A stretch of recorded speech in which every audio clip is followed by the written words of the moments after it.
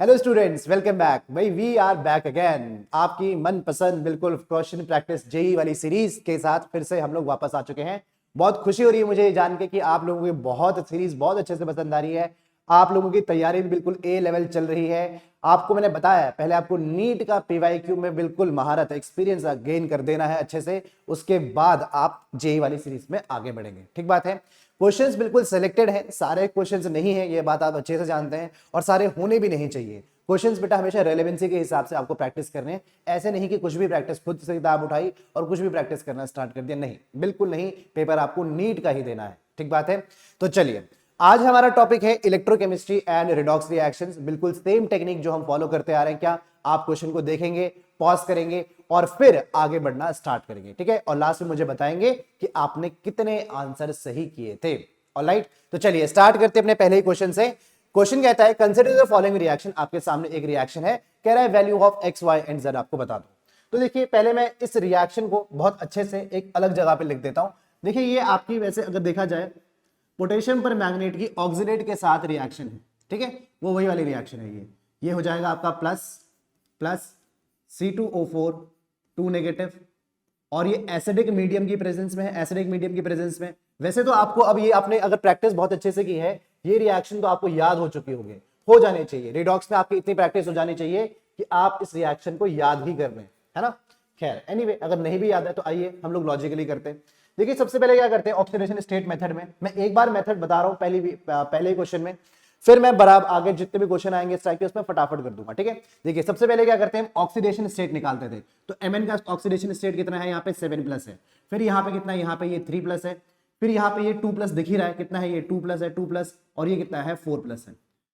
तो हम क्या करते हैं, पहले मैं देखता हूं कि जहां पे ऑक्सीडेशन और रिडक्शन हो रहा है उनके एटम्स में सेम कर दूं। तो यहाँ पे Mn का एक एटम, Mn का एक एटम, कार्बन के 2 एटम, कार्बन का एक एटम। तो पहले तो इसको मैं 2 कर दूं, पहले तो मैं इसको 2 कर दूं, फिर बाकी बातें बाद में होती रहेंगी। जैसे कि क्या, जैसे कि यहां पे मैं देख रहा हूं कि 5 इलेक्ट्रॉन का ट्रांसफर है, यहाँ पे 5 इलेक्ट्रॉन का ट्रांसफर है, और यहाँ पे कितने इलेक्ट्रॉन का ट्रांसफर है, अगर आप ठीक से देखेंगे तो एक कार्बन से एक कार्बन में 1 इलेक्ट्रॉन है, पर यहाँ पे 2 कार्बन है, तो टोटल कितना, 2 इलेक्ट्रॉन का ट्रांसफर है। कितना है, इट इज 2 इलेक्ट्रॉन का ट्रांसफर। अगर ऐसा कुछ सिचुएशन आई है तो आप इसे इंटू 5 करेंगे और आप इसको इंटू 2 करेंगे।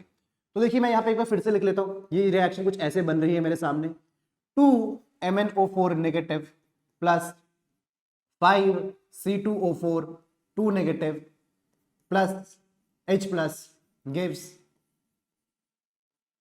2Mn2 positive plus 10CO2 plus H2O के बराबर। ठीक बात है। एसिडिक मीडियम में क्योंकि रिएक्शन है, तो फिर क्या करेंगे, ऑक्सीजन काउंट करेंगे। मैं देखूंगा यहाँ पे मेरे 8 और 20 28 क्या है, 28 वाटर मॉलिक्यूल्स हैं। मैं कहूंगा कि देखिए यहाँ पे सिर्फ 20 है, तो मुझे यहाँ पे इसको 8 से मल्टीप्लाई करना होगा, तो ऑक्सीजन की गिनती पूरी हो चुकी है। वहां पे अब मैं देखूंगा 16 हाइड्रोजन मेरे पास एक्स्ट्रा है, तो यहाँ पे 16H+ से इसको क्या कर दूं, बैलेंस आउट कर दूं। तो ये रिएक्शन आपकी हो गई बिल्कुल बैलेंस केमिकल रिएक्शन, ठीक है। कह रहा है value of X Y and Z, क्या है भाई, एक्स, ये है आपके पास एक्स, तो एक्स की वैल्यू कितनी है, एक्स की वैल्यू 2 है, एक्स की वैल्यू 2 है। आइए ऑप्शंस में, ये रहा 2 और ये रहा 2, दो जगह पे 2 है।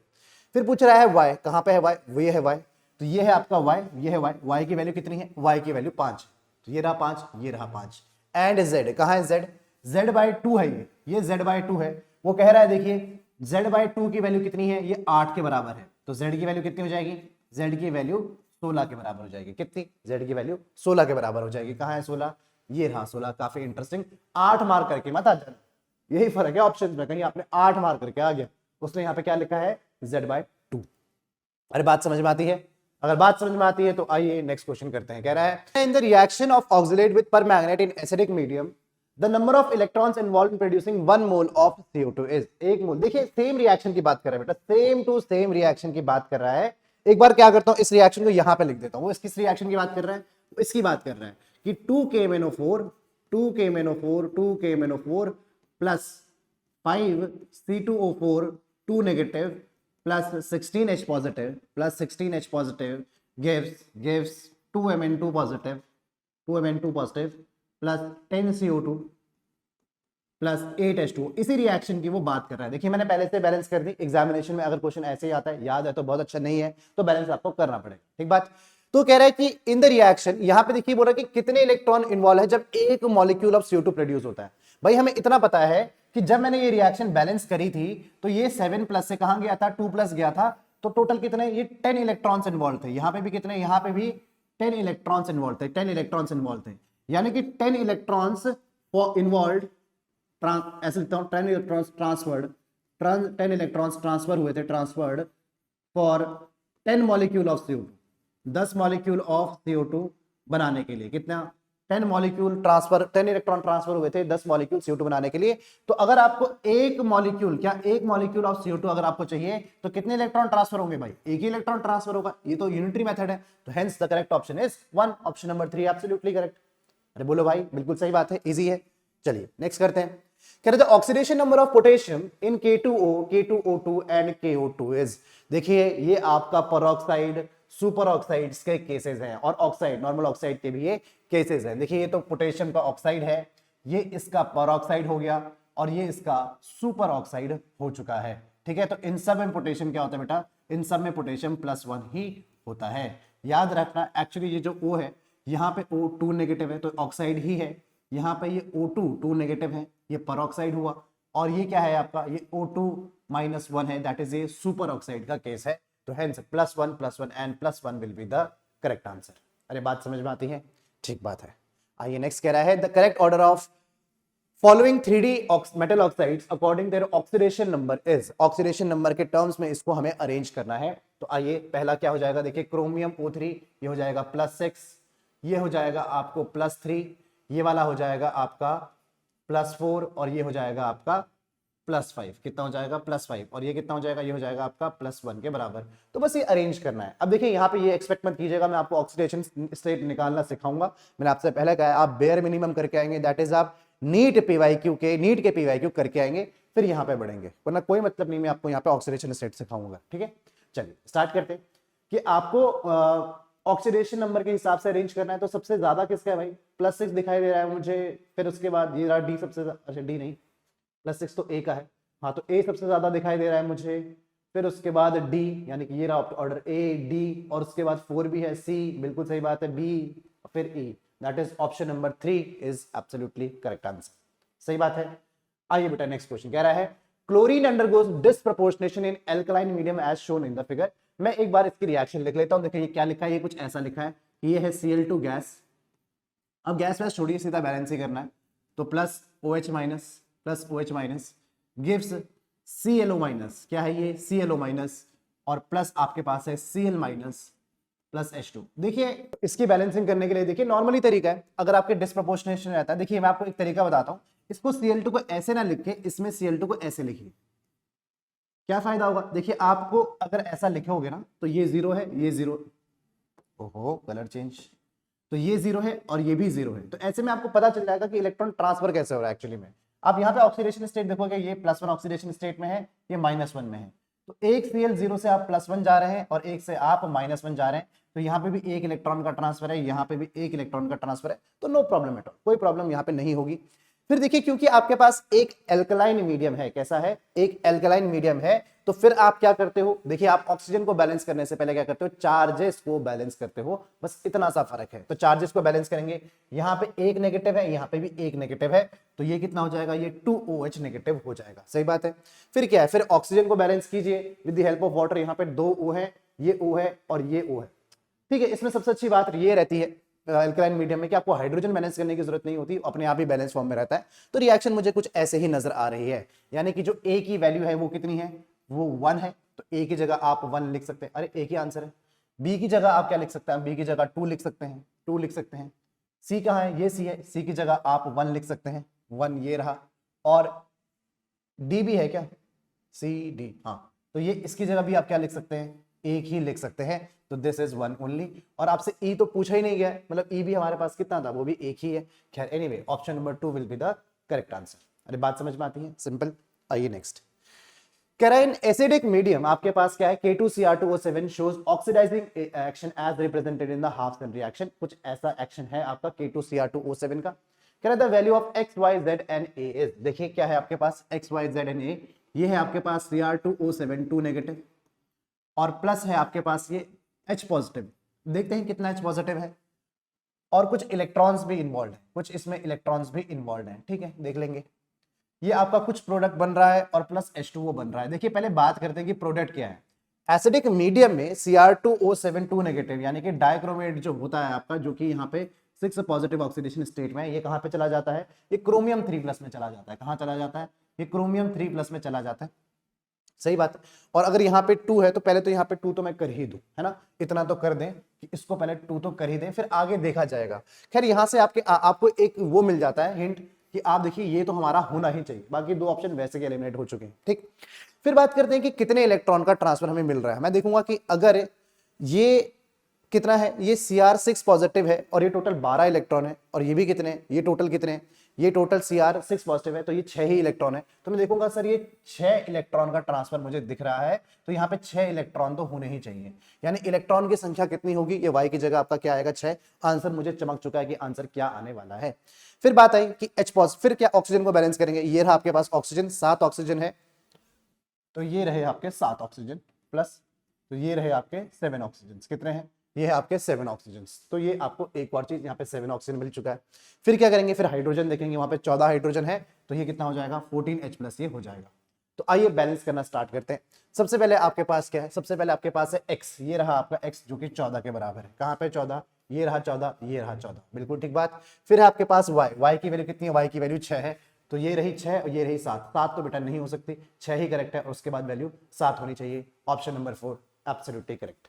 अरे बात समझ में आती है, इसी तरीके से करना होता है एग्जामिनेशन में, फटाफट से, ठीक है। आइए नेक्स्ट करते हैं। कह रहा है thiosulphate reacts differently with iodine and bromine in the reaction given below.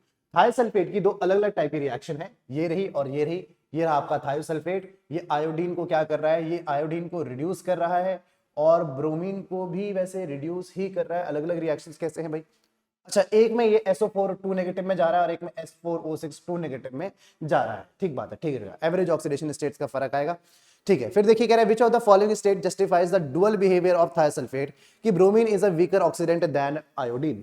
देखिए सबसे पहले एक काम करते हैं, ऑक्सीडेशन स्टेट निकाल लेते हैं, तो काफी कंफ्यूजन हमारे दूर हो जाते हैं। कैसे, देखिए पहली वाली रिएक्शंस, दोनों ही रिएक्शंस में इनफैक्ट थायोसल्फेट किसमें है, ये आपकी +3 थायोसल्फेट H2O3 2 नेगेटिव, अगर आप निकालेंगे +3 ऑक्सीडेशन स्टेट में आएगा। मैं निकाल देता हूं एक बार, 2x - 6 is equals to +8 +2 sorry +2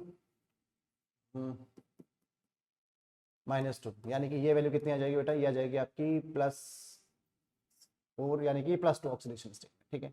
इतना टाइम नहीं लगना चाहिए था। तो ये +2 ऑक्सीडेशन, दोनों में क्या है, +2 ऑक्सीडेशन स्टेट में है। सल्फर यहाँ पे SO4 2 नेगेटिव, ये आपकी +6 ऑक्सीडेशन स्टेट में ये इसको लेके जा रहा है, और ये जो इसकी है, ये एवरेज वैसे इसकी 2.4 होती है, लेकिन फिर भी देखिए ये कितना हो जाएगा, ये हो जाएगा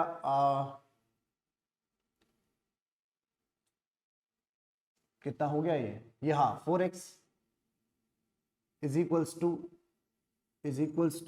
4x इज इक्वल्स टू कितना हो जाएगा, 12 - इज इक्वल्स टू 10। तो x की वैल्यू कितनी हो जाएगी, 2.5 के बराबर। तो इसकी एवरेज ऑक्सीडेशन स्टेट कितनी है, 2.5 है।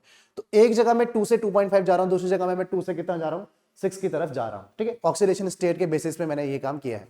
फिर इसका मतलब which of the following statement justifies the about dual behaviour of thiosulphate. कह रहा है bromine is a weaker oxidant than iodine, कि ब्रोमीन जो है वो ऑक्सीडेशन करवा रहा है, पर क्या ज्यादा अच्छा ऑक्सीडेंट है या वीकर है, नहीं, it is not weaker, it is stronger, क्योंकि ज्यादा ऑक्सीडेशन स्टेट आपकी चेंज हो रही है, तो it is a stronger oxidant than iodine, सही बात। फिर वो कह रहे हैं thiosulphate undergoes oxidation by bromine, हाँ बिल्कुल सही बात है, एंड रिडक्शन बाय आयोडीन, नहीं नहीं नहीं, ये बात गलत है। आयोडीन के साथ इसका रिडक्शन नहीं हो रहा है, इसके साथ भी इसका ऑक्सीडेशन ही हो रहा है। दिस इज ऑल्सो इनकरेक्ट, कि आयोडीन के साथ कोई रिडक्शन नहीं हो रहा है, इसके साथ भी ऑक्सीडेशन ही हो रहा है, सही बात है। कह रहा है ब्रोमीन अंडरगोज ऑक्सीडेशन, अरे नहीं, हाँ ठीक है, ब्रोमीन अंडरगोज नहीं रिडक्शन, अंडरगोज ऑक्सीडेशन नहीं reduction, and iodine undergoes oxidation, ये बात भी गलत है। तो बाय एलिमिनेशन भी आप इसे कर सकते हैं। कह रहा है कि bromine is a stronger oxidant, यानी कि ऑक्सीडाइजिंग एजेंट देन आयोडीन, हाँ भाई वो उसकी ऑक्सीडेशन स्टेट को ज्यादा चेंज कर रहा है, ज्यादा हायर पे लेके जा रहा है, hence it is a stronger oxidant than iodine, बिल्कुल सही बात है, एब्सोल्युटली करेक्ट। अरे बात समझ में आती है, हो जाएगा, तो चलिए हो जाएगा। तो देखिए नेक्स्ट क्वेश्चन कहता है an example of disproportionation reaction है, इनमें से कौन सा डिस्प्रोपोर्शनेशन का रिएक्शन है, रिएक्शन का एग्जाम्पल। देखिए क्वेश्चन काफी सिंपल है और अंडरस्टैंडेबली सो, क्योंकि एक ही क्वेश्चन आता है तो ठीक ठाक ही देता है वो क्वेश्चन भी।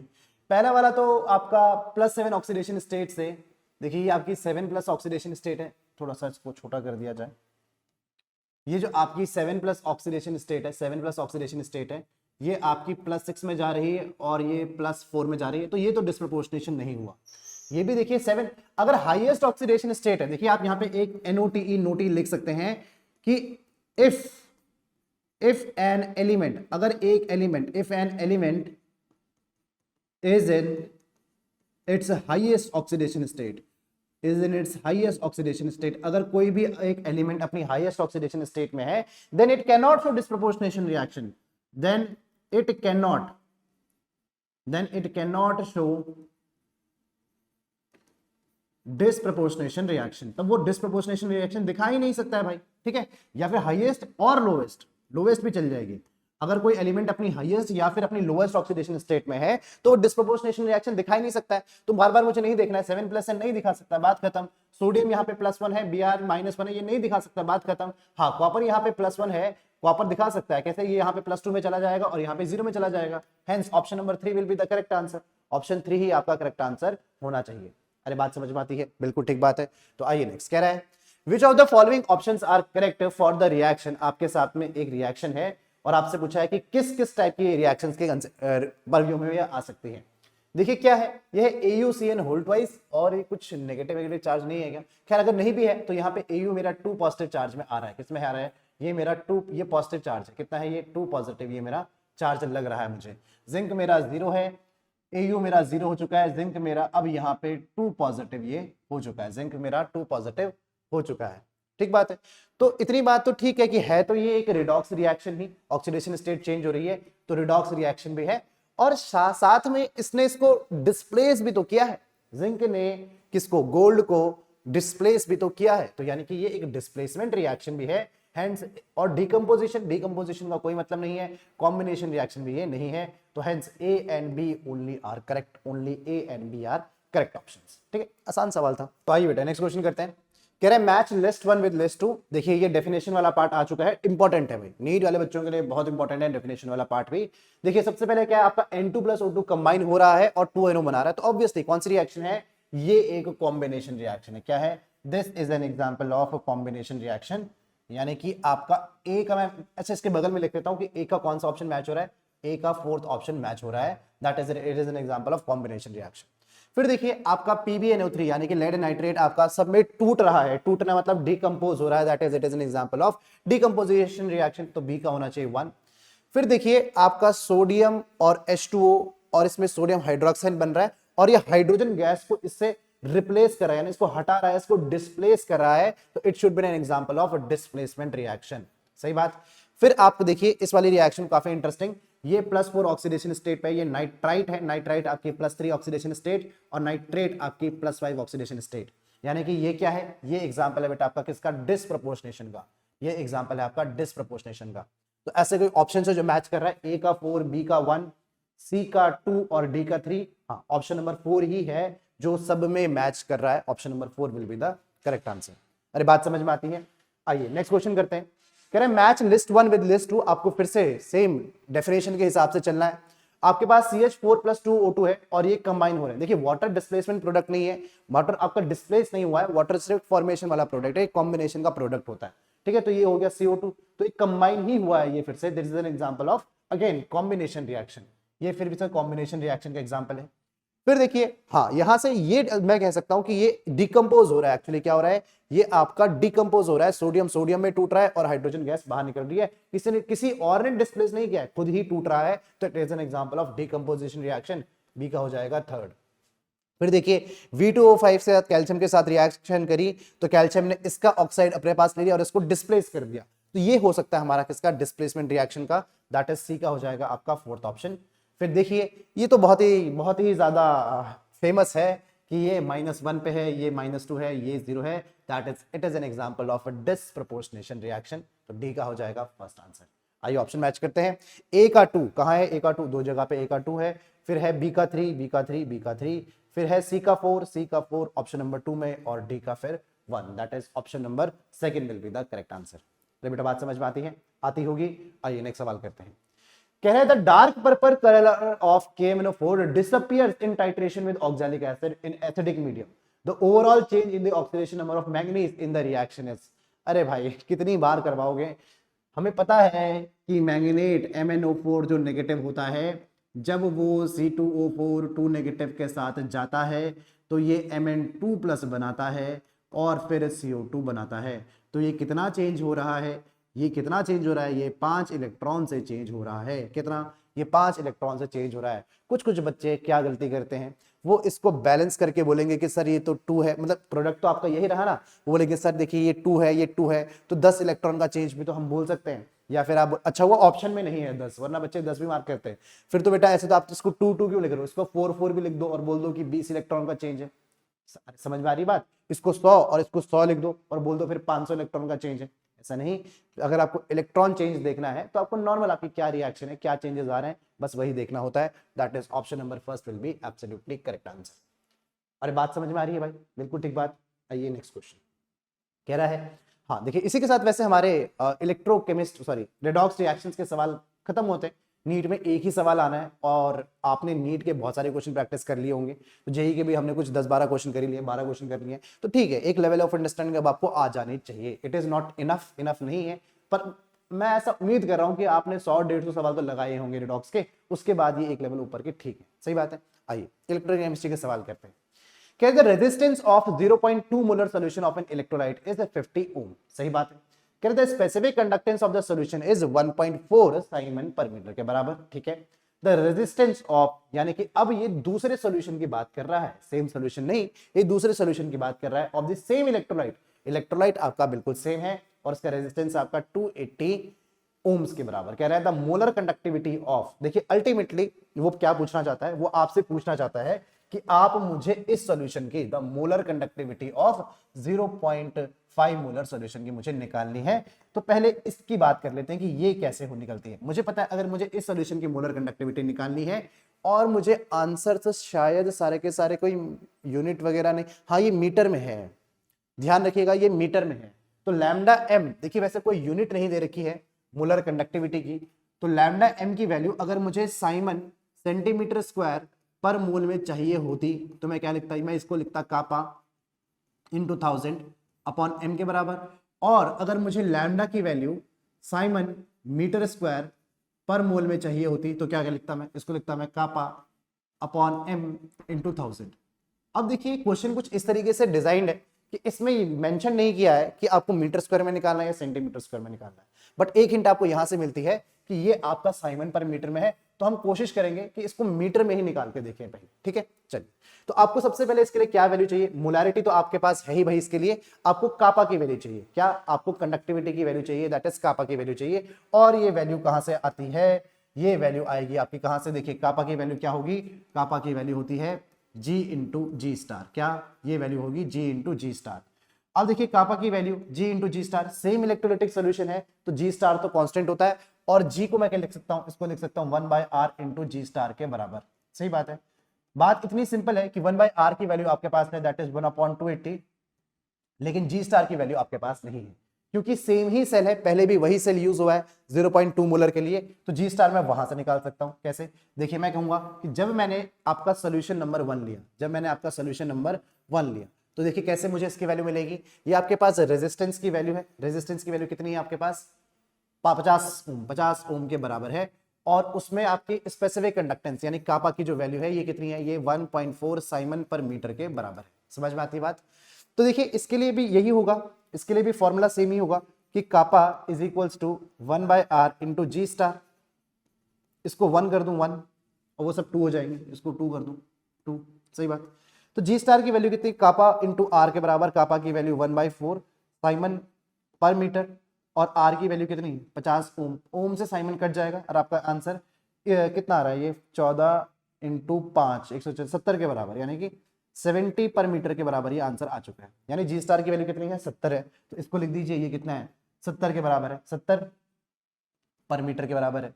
तो K2 की वैल्यू भी कितनी आ जाएगी, ये आ जाएगी बेटा आपकी 1/4, यानी कि 1/4 मतलब 1/4, 1/4 दैट इज साइमन, साइमन पर मीटर में कितना आ रहा है मेरा, कापा 2 की वैल्यू आ रही है मेरी 1/4 के बराबर, और इस वैल्यू को आपको बस यहाँ पे पुट करना है। आइए पुट करते हैं, देखिए कापा की वैल्यू ये आ जाएगी आपके पास 1/4, और मोलारिटी की वैल्यू कितनी है आपके पास, ये आपके पास हाफ है, हाफ हाफ है, और ये कितना हो जाएगा, ये हो जाएगा इंटू 10 टू द पावर -3 के बराबर। दैट इज ये आंसर कुछ ऐसा आ रहा है मेरा 0.5 into 10 to the power -3 siemens metre square per mole. कितना, Simon metre square per mole के बराबर। 0.5 इंटू 10 टू द पावर -3, यानी कि आप इसको क्या लिख सकते हैं, आप इसको लिख सकते हैं 5 into 10 to the power -4 siemens metre square per mole के बराबर। देखिए यूनिट, ये क्वेश्चन एक ही तरीके से गलत हो सकता था, वो कौन सा तरीका है, वो तरीका है यूनिट्स का। क्या, वो तरीका है यूनिट्स का। देखिए मेंशन नहीं है कि किस यूनिट में निकालना, अब सवाल ऐसे ही आया था तो क्या करें, लेकिन ऑब्वियसली अगर मीटर में दिया तो एक हिंट हम यहीं से ले सकते थे कि हमें मीटर में ही निकालना होगा।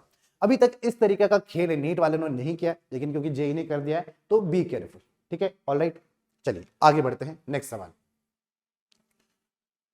हाँ, क्वेश्चन कहता है the equivalent conductance of NaCl at concentration C at infinite dilution are lambda C and lambda nought is given bye.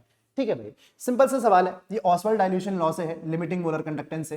तो ये एक स्ट्रॉन्ग इलेक्ट्रोलाइट है, क्या है, ये एक स्ट्रॉन्ग इलेक्ट्रोलाइट है, स्ट्रॉन्ग इलेक्ट्रोलाइट। तो यानी कि डीवाई हैकल थ्योरी उसका जो लॉ है वो है क्या, lambda m is equals to, आपको याद होगा lambda m is equals to क्या होता है, ये होता है lambda not plus B root C.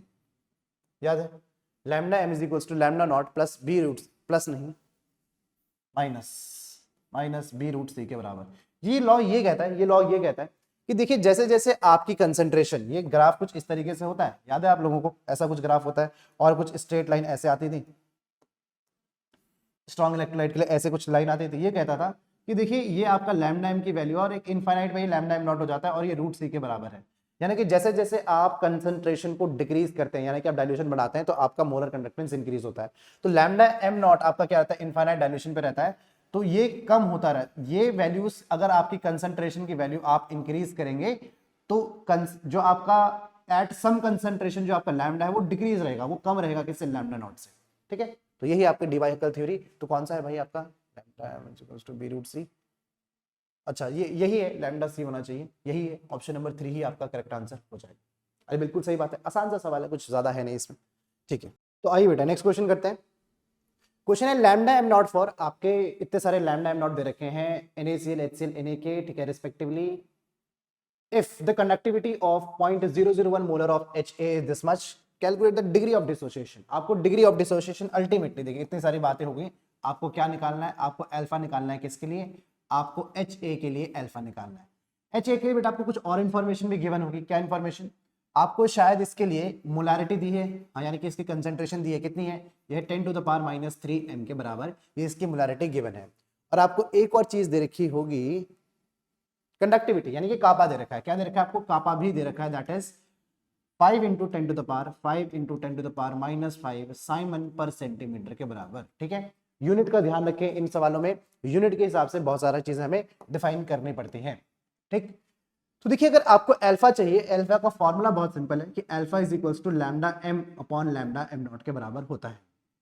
Formula तो बहुत सिंपल है, तो लैम्डा m नॉट तो हम यहां से निकाल सकते हैं। चलिए पहले लैम्डा m नॉट ही निकाल देते हैं। देखिए लैम्डा m नॉट किसके बराबर हो जाएगा, देखिए मैं पूरा पूरा नहीं लिख रहा हूं, मैं सिर्फ ये देख रहा हूं, मुझे HA चाहिए, तो A यहां से मिलेगा, H यहां से मिलेगा, तो ये दोनों वैल्यू पॉजिटिव होने वाली है और ये वैल्यू नेगेटिव होने वाली है।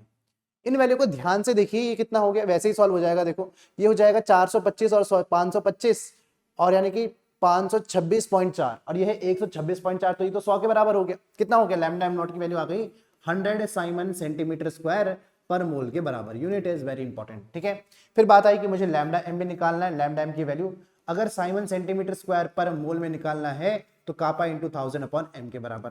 कापा की value is given to you, कितनी है ये, 5 into 10 to the power -5, it is 5 into 10 to the power -5 into 10 to the power 3, और मोलारिटी की value is also given to you. कितनी है मोलारिटी की वैल्यू, कितनी है, कितनी है, यह 10 टू द पावर -3, कितनी है, 10 टू द पावर -3, तो कितना आ गया, ये आ गया आपके पास 50 के बराबर, 50 Simon centimetre square per mole के बराबर। अरे सही बात है, अब आपको सिर्फ अल्फा की वैल्यू पुट करनी है।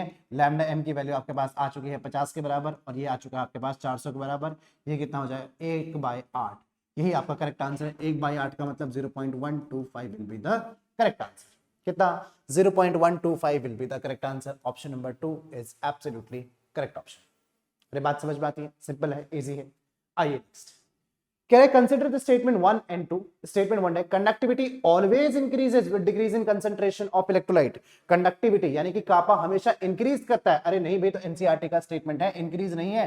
Conductivity always decreases, conductivity always decreases with the concentration of electrolyte, क्योंकि जो कंडक्टिविटी है यानी कि जो कापा है, कंडक्टिविटी यानी कि जो कापा है, ये डिपेंड करता है किसके ऊपर? It depends on number of ions per unit volume, number of ions per unit volume पे ये डिपेंड करता है। किस पे डिपेंड करता है? Number of ions per unit volume पे डिपेंड करता है। इसीलिए भाई ठीक बात है। कह रहा है molar conductivity always increases with decrease in concentration of electrolyte. हाँ, ये स्टेटमेंट तो सही लग रहा है, पहला वाला गलत है, ये स्टेटमेंट सही है। Statement 1 is correct and statement 2 is wrong. नहीं, उल्टा लिख दिया। Statement 1 is wrong and statement 2 is correct. Option number 2 absolutely सही, बिल्कुल सही बात। आइए नेक्स्ट, कहता है oxygen gas will be evolve as a product of electrolysis. अब आपको oxygen as a product of electrolysis चाहिए। आइए एक एक करके देखते हैं। पहले ऑप्शन में क्या दे रखा है?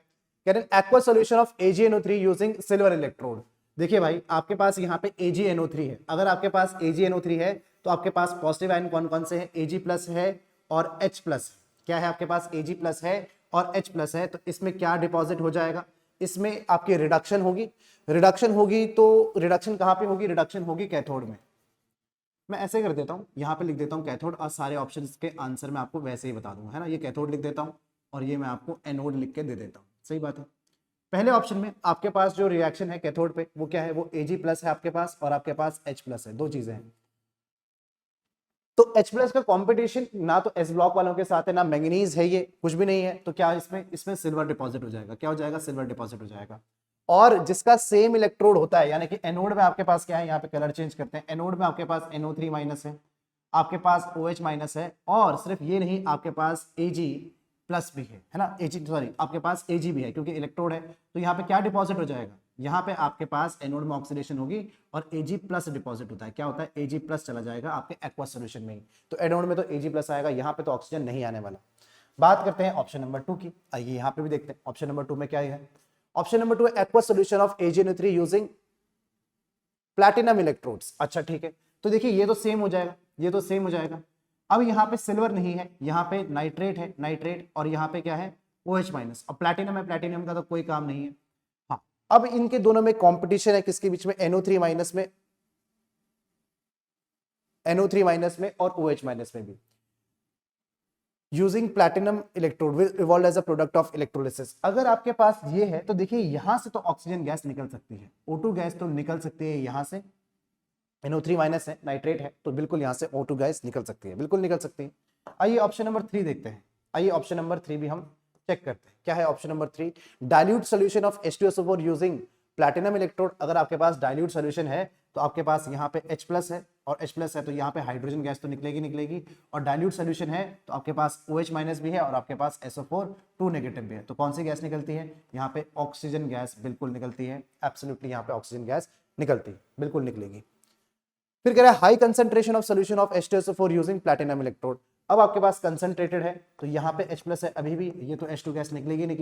लेकिन अब आपके पास OH- नहीं है, सिर्फ SO4 2 नेगेटिव है। तो ये क्या बन जाएगा? ये आ जाएगा आपका S2O8 2 नेगेटिव के बराबर ये निकलेगा। तो आपसे सवाल पूछा गया है कि will be evolve as a product of electrolysis. तो भाई ये तो दो ऑप्शन सही आ रहे हैं, इसके तो ये भी सही आ रहा है, ऑप्शन सेकंड भी सही आ रहा है, ऑप्शन थर्ड भी सही आ रहा है। सही बात है, तो दोनों ही ऑप्शन इसके करेक्ट ऑप्शन हो जाएंगे। ठीक है बात है। आइए बेटा नेक्स्ट क्वेश्चन देखते हैं। नेक्स्ट क्वेश्चन है the variation of molar conductivity with concentration of an electrolyte x in aqueous solution. In aqueous solution आपको गिवन फिगर में बताना है। देखिए किसके लिए रहता है? पहली बात, जो ऐसा ग्राफ आता है ये एक वीक इलेक्ट्रोलाइट का ग्राफ है। किसका ग्राफ है? This is a graph for weak electrolyte. किसका ग्राफ है? ये एक वीक इलेक्ट्रोलाइट का ग्राफ रहता है। तो इनमें से वीक इलेक्ट्रोलाइट कौन सा है? यही जो सबसे पहला दिख रहा है आपको, एसिटिक एसिड, यही आपका वीक है, यही आपका वीक इलेक्ट्रोलाइट है। ये सारे के सारे जो एग्जांपल्स हैं ये सब के सब स्ट्रॉन्ग इलेक्ट्रोलाइट के एग्जांपल हैं। These are examples of strong electrolyte. अरे बात समझ में आती है? ठीक बात है। आइए नेक्स्ट कह रहा है the molar conductivity for electrolyte A and B are plotted against root C as shown in the figure. Electrolytes A and B are, देखिए बिल्कुल सिमिलर टाइप का सवाल। A आपका एक वीक इलेक्ट्रोलाइट है और जो B है आपका ये एक स्ट्रॉन्ग इलेक्ट्रोलाइट है। That is weak and strong are respectively correct. Weak electrolyte and strong electrolyte, option number 3 absolutely correct option. ठीक बात है। आइए नेक्स्ट करते हैं। नेक्स्ट क्वेश्चन है the correct order of limiting molar conductivity for cations in water is. देखिए actually जो आपकी लिमिटिंग मोलर कंडक्टिविटी है वो वाटर में, इन वाटर ये किसके ऊपर डिपेंड करती है? ये डिपेंड करती है हाइट, साइज के ऊपर। एक तो किसके ऊपर डिपेंड करती है? साइज के ऊपर। लेकिन साइज से भी जो ज्यादा बड़ा फैक्टर है वो क्या है? वो हाइड्रेशन का फैक्टर है। क्या है? हाइड्रेशन। कि हाइड्रेशन के बाद size, that is size after hydration, size after hydration, after hydration इस पे डिपेंड करता है ये, साइज आफ्टर हाइड्रेशन। यानी कि नो डाउट H प्लस का साइज सबसे छोटा ही है, तो मोबिलिटी जो होती है आयनिक मोबिलिटी, आयनिक मोबिलिटी जो होती है वो H प्लस की सबसे ज्यादा होती है। क्या? आयनिक मोबिलिटी की H प्लस की सबसे ज्यादा होती है। देखिए वैसे तो इसमें चार्ज डेंसिटी बहुत ज्यादा है, वैसे तो इसमें चार्ज डेंसिटी बहुत ज्यादा है और ये फिर हाइड्रेटेड भी रहता है, लेकिन इसके लिए जो मैकेनिज्म रिस्पॉन्सिबल है वो ग्रोथस मैकेनिज्म रिस्पॉन्सिबल होता है। कौन? इसके लिए ग्रोथस मैकेनिज्म रिस्पॉन्सिबल होता है। अब लेक्चर में मैंने पूरा एक्सप्लेन किया है कि क्या ग्रोथस मैकेनिज्म होता है, तो अभी सिर्फ समझ लीजिए कि ग्रोथस मैकेनिज्म ही होता है। उसके बाद देखिए, उसके बाद मैं देखूंगा कि मेरे पास साइज, क्या अगर हाइड्रेशन है तो ये हाइड्रेशन में, हाइड्रेशन किस चीज के ऊपर डिपेंड करता है? ये आपका साइज और चार्ज दोनों के ऊपर डिपेंड करता है। यानी कि जितना ज्यादा चार्ज होगा उतनी ज्यादा आपकी, सबसे पहले हम चार्ज का फैक्टर देखेंगे, तो आपकी चार्ज ज्यादा होनी चाहिए। तो चार्ज ज्यादा कहां पे है? यह है कैल्शियम और मैग्नीशियम में। इसमें भी किसको प्रायोरिटी देंगे? इसमें किसको? कैल्शियम को प्रायोरिटी देंगे। किसको? कैल्शियम को प्रायोरिटी देंगे। भले ही मैग्नीशियम का साइज क्या है? छोटा है, बट क्योंकि मैग्नीशियम का साइज छोटा है तो इसमें चार्ज डेंसिटी हाई है, इसकी चार्ज डेंसिटी हायर है, चार्ज डेंसिटी इसकी हायर है। इसका मतलब ये क्या है? ये इट इज मोर हाइड्रेटेड। क्या है? ये मोर हाइड्रेटेड है। अगर ये ज्यादा हाइड्रेटेड है तो ओवरऑल साइज इसका बड़ा हो जाता है, तो इसकी मोबिलिटी क्या हो जाती है? कम हो जाती है। उसके बाद फिर से सिमिलरली पॉजिटिव वाला आएगा पोटेशियम प्लस और sodium plus. Obviously sodium plus कम ही रहेगा क्योंकि सोडियम का साइज छोटा है, फिर से वो ज्यादा हाइड्रेटेड रहेगा, तो आपका ऑप्शन क्या बनेगा? K प्लस और फिर then sodium plus. So this has to be the correct answer. यही आपका करेक्ट आंसर होना चाहिए। आप देखेंगे ऑप्शन नंबर 2 में मैंने उसी को बेस लेके माना, तो क्या हो जाएगा? ऑप्शन नंबर 2 ही आपका करेक्ट आंसर आना चाहिए। एक ही ऑप्शन था वैसे, आप सिर्फ आप चार्ज के बेसिस में भी अपने ऑप्शंस फाइंड आउट कर सकते थे। बात समझ में आती है भाई? बिल्कुल ठीक। आइए नेक्स्ट कहता है the molar conductivity of a weak electrolyte when plotted against square root of its concentration which of the following is expected to be observed. क्या आप एक्सपेक्टेशन रखेंगे? तो देखिए आप जो कि आपकी जो एक्सपेक्टेशन होनी चाहिए वो कुछ ऐसे होनी चाहिए कि वो शार्पली राइज करना चाहिए विद डाइल्यूशन। कंसंट्रेशन कम करने पे या फिर डाइल्यूशन करने पे आपकी मोलर कंडक्टेंस शार्पली इंक्रीज करनी चाहिए। कौन सा ऑप्शन है कि मोलर कंडीशन डिक्रीजेस? नहीं, हाँ ठीक है, molar conductivity decreases sharply with increase in concentration. हाँ यही तो कह रहा हूं मैं, चाहे आप ये बोलिए डिक्रीजेस या फिर increases sharply with decrease in concentration. ठीक है, a small increase in molar conductivity is observed. नहीं, ये तो उसके लिए है, स्ट्रॉन्ग के लिए। This is for strong electrolyte. ये किसके लिए है? सेकंड वाला जो पॉइंट लिखा गया ये स्ट्रॉन्ग इलेक्ट्रोलाइट के लिए लिखा गया है, स्ट्रॉन्ग इलेक्ट्रोलाइट के लिए लिखा गया। फिर देखिए a small decrease in molar conductivity is observed eight infinite dilution. नहीं, कह रहा है molar conductivity increases sharply with increase in concentration. नहीं, इट डिक्रीजेस विद कंसंट्रेशन। ठीक बात है। नेक्स्ट देखिए, आपके पास बहुत सारा डेटा आपको दिया गया है, कह रहा है based on the given data above strongest oxidising agent will be. देखिए ऊपर पे फोकस नहीं करते हैं, पहले यहां पे फोकस करते हैं। आपको सबसे अच्छा ऑक्सीडाइजिंग एजेंट निकालना है। सबसे ज्यादा अच्छा जो ऑक्सीडाइजिंग एजेंट होगा वो दूसरे को ऑक्सीडाइज करेगा and it will get reduced, it will get reduced, it will get reduced. खुद वो रिड्यूस हो जाएगा, इट विल गेट रिड्यूस्ड। अगर वो खुद रिड्यूस हो रहा है तो उसका जो रिडक्शन पोटेंशियल होगा, जो उसका रिडक्शन पोटेंशियल होगा वो हाईएस्ट होना चाहिए। यानी कि रिडक्शन पोटेंशियल इसका सबसे ज्यादा होना चाहिए, यानी कि मोस्ट पॉजिटिव इसका रिडक्शन पोटेंशियल होना चाहिए। क्या? इसका रिडक्शन पोटेंशियल मोस्ट पॉजिटिव होना चाहिए, तभी ये एक अच्छा स्ट्रॉन्गेस्ट ऑक्सीडाइजिंग एजेंट बन के आएगा। आपके पास ऑप्शन क्या है? Cl पॉजिटिव, यानी कि ये कंपाउंड अगर ऑक्सीडाइजिंग एजेंट है तो खुद रिड्यूस होने चाहिए, यानी कि मुझे Cl से Cl नेगेटिव देखना होगा। क्या? मुझे Cl से Cl नेगेटिव देखना होगा। Cl तो है ही नहीं भाई, कहाँ है Cl? अरे कहाँ है Cl? कुछ डेटा में गड़बड़ी लग रही है। ठीक है, एनीवे Cr3 प्लस का देख लेते हैं भाई, Cr3 प्लस का देख लेते हैं। Cr3 प्लस को अगर रिड्यूस होना है तो किस में कन्वर्ट होगा? ये Cr में कन्वर्ट होगा, और इसका जो डेटा दिया है इट इज माइनस 0.47। कितना है? ये है माइनस 0.47 के बराबर। बात समझ में आती है? अगर Mn2 प्लस की बात करूं तो देखिए यहाँ पे Mn2 प्लस से मैं कहां जाऊंगा? एक बार बेटा डाटा ठीक कर लेता हूं मैं, इसका डाटा ठीक करते हैं। तो देखिए बेटा ठीक कर लिया मैंने, ये Cl2 Cl नेगेटिव है। आइए इसको भी देख लेते हैं कि Cl जो है, Cl को अगर कहां जाना है, देखिए आपका आंसर ऐसे Cl तो नहीं होना चाहिए, ये Cl नेगेटिव होगा तो ये खुद ऑक्सीडाइज होगा, तो इसका तो कोई डेटा है ही नहीं, इसको छोड़ देते हैं। Mn2 पॉजिटिव, Mn2 पॉजिटिव अगर रिड्यूस होना चाहता है तो बेटा Mn पे ही जाएगा, और ऐसा भी कोई डेटा नहीं है। MnO4 नेगेटिव कहां जा सकता है, ये Mn2 पॉजिटिव में जा सकता है, और इसके लिए जो डेटा है इट इज प्लस 1.51, और यही सबसे क्लोजेस्ट डेटा है जो मैच कर रहा है, दैट इज ऑप्शन नंबर 4 ही मेरा करेक्ट आंसर आना चाहिए। Option number 4 has to be the correct answer, ठीक है, according to the given data. आइए नेक्स्ट करते हैं। कह रहे given below are the half cell reactions, ये आपके सामने कुछ हाफ सेल रिएक्शंस दे रखी हैं। क्या आपके सामने कुछ हाफ सेल रिएक्शंस है? कह रहा है ई नॉट फॉर, आपको इस रिएक्शन के लिए आपके पास जो रिएक्शन गिवन है, देखिए आपके पास जो फाइनल रिएक्शन है बेटा कुछ ऐसी है, 3Mn2 positive gives Mn plus 2Mn3 positive, कुछ ऐसी रिएक्शन ये मुझे दे रखी है। एक काम करता हूं, मैं इसको डुप्लीकेट कर देता हूं, मैं आपको सेम क्वेश्चन दो तरीके से करवाऊंगा, ये सेम क्वेश्चन मैं आपको दो तरीके से करवाऊंगा, ठीक है। तो देखिए पहले तरीके से करते हैं, आपके सामने क्या है, देखिए सबसे पहले देखिए कि आपको Mn2 पॉजिटिव चाहिए तो आपको कहां से मिलेगा, ये आपको मिलेगा लेफ्ट हैंड साइड से, यानी कि यहां से ये आपको मिल सकता है, कहां से, यहां से ये आपको मिल सकता है, सही बात है। तो इसको पहले मैं एज इट इज लिख लेता हूं, देखिए क्या हो जाएगा, ये हो जाएगा Mn2 positive, it will B Mn2 positive plus 2 electrons gives Mn, और इसके लिए ई नॉट की वैल्यू जो भी दे रखी है, सही बात, ठीक ठीक ठीक, बिल्कुल ठीक। फिर आपको Mn2 पॉजिटिव फिर से चाहिए, लेकिन अब मैं क्या कर रहा हूं, मैं इस वाले रिएक्शन को पलट के लिख रहा हूं, क्योंकि मुझे वहां पे कितना चाहिए, 2Mn3 पॉजिटिव चाहिए, और 2Mn3 पॉजिटिव सिर्फ यहां से आ सकता है, यहां से आ सकता है, तो इसको मैं पलट के लिख रहा हूं। तो क्या लिखूंगा भाई, मैं इसको लिखूंगा 2Mn2 positive gives 2Mn3 positive plus 2 electron के बराबर, कुछ ऐसा मैं इसे लिख रहा हूं, सही बात है। आइए, अगर आपने इतना लिख दिया, आइए अब देखिए इनकी ई नॉट वैल्यूज की बात करते हैं। इसकी ई नॉट वैल्यूज क्या हो जाती है, देखिए डबल करने से ई नॉट वैल्यू डबल नहीं हो जाती, वो सेम ही रहती है। तो इसकी ई नॉट वैल्यूज तो कितनी है, इसकी तो -1.18 अभी भी है, लेकिन इस वाले की कितनी हो जाएगी, इसकी हो जाएगी -1.51 के बराबर। अब मैं इसके लिए E3 की वैल्यू लिखूंगा, तो आप याद रखेंगे, आप डायरेक्टली जो आपकी EMF होता है वो इंट्रिंसिक वैल्यू होती है, यानी कि इंटेंसिव प्रॉपर्टी होती है, आप उसे एडिटिव नहीं होती है। तो आप बोलोगे क्या, वो तो नॉन एडिटिव है, तो आप बोलोगे डेल्टा G3 किसके बराबर है, ये delta G1 plus delta G2 के बराबर होता है, प्लस डेल्टा G2 के बराबर होता है, यानी कि -NfE3 जो होगा आपका, वो आपका -NfE1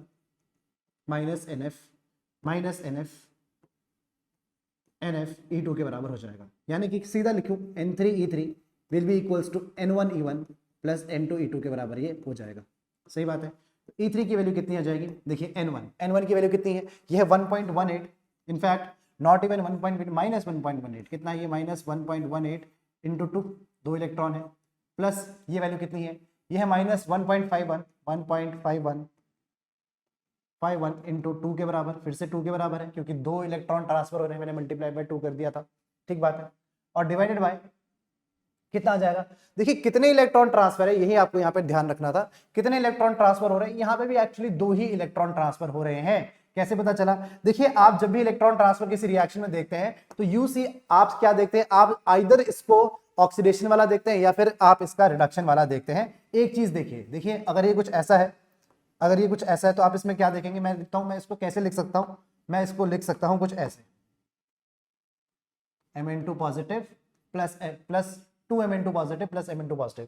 तो एक चीज देखिए कि यहाँ पे क्या आ रहा है, सिर्फ 2 इलेक्ट्रॉन का चेंज है, तो इसके लिए भी n की वैल्यू कितनी आ जाएगी, 2 आ जाएगी। तो 2 तो हर जगह से कट ही रहा है, ये -1.15 था, तो 2 तो कट ही रहा है, तो देखिए E3 की वैल्यू क्या आ जाएगी, ये आ जाएगी आपकी -1.18 -1.51 के बराबर। तो कितना आ जाएगा, E3 will be equals to -2 point, ये आ जाएगा आपका 69 वोल्ट के बराबर है। E3 will be equals to -2.69 volt के बराबर। तो कौन सा ऑप्शन है भाई, पहला ही option -2.69 and the reaction will not अगर, रिएक्शन आपकी नहीं हो पाएगी, रिएक्शन विल नॉट अगर। तो ये था इस क्वेश्चन को करने का पहला तरीका।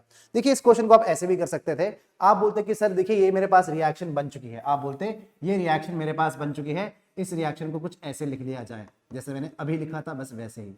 तो आप बोलते कि देखिए सर ये आपके पास एक इलेक्ट्रोकेमिकल सेल है, मैं इसके लिए लिख सकता हूँ E naught of cell is equals to E naught of cathode minus E naught of anode.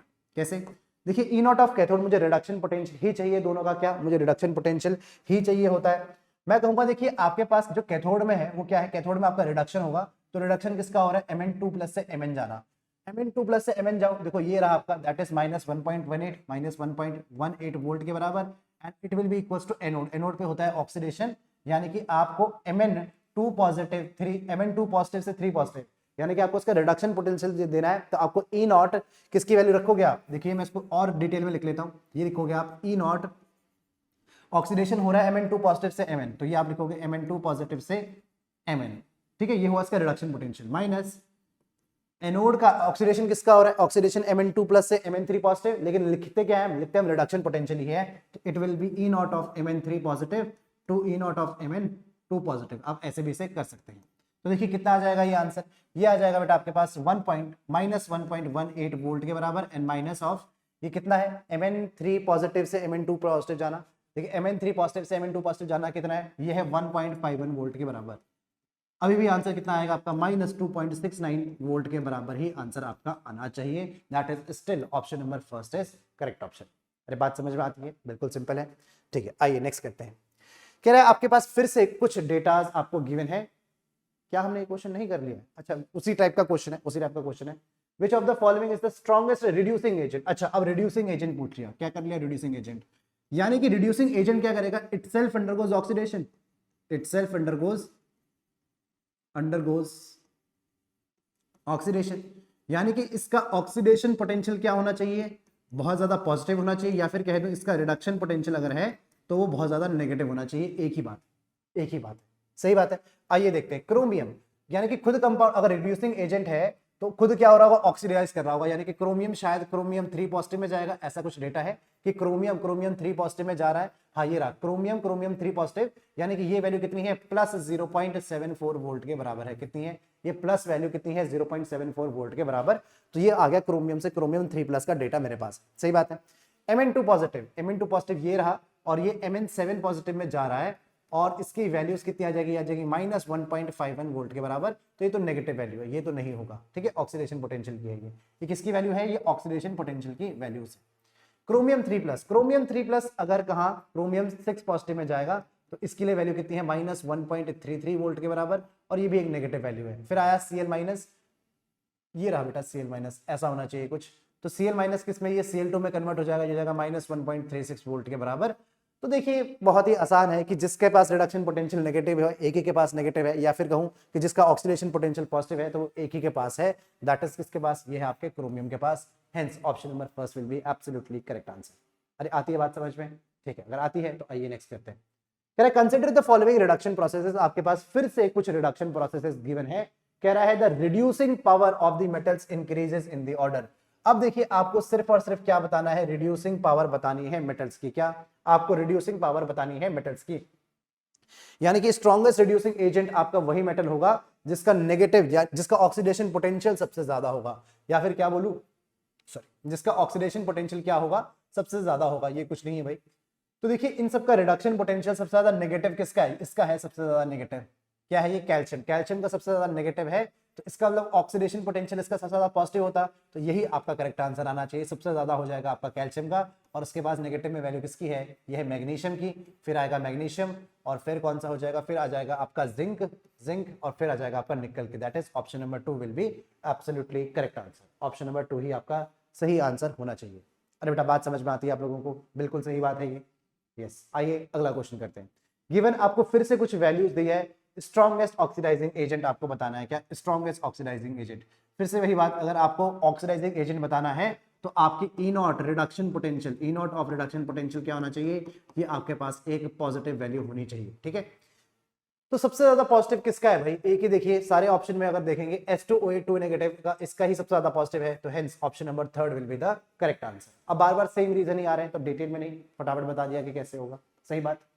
आओ नेक्स्ट करते हैं। Calculate the standard cell potential in volt of cell in which following reaction takes place. आपके पास ये reaction है, क्या इसका ये रिएक्शन आपके पास, आपको इसका सेल पोटेंशियल बताना है, इस वाले रिएक्शन का आपको, ये रिएक्शन को मैं हाईलाइट कर देता हूं, इस रिएक्शन का आपको सेल पोटेंशियल बताना है।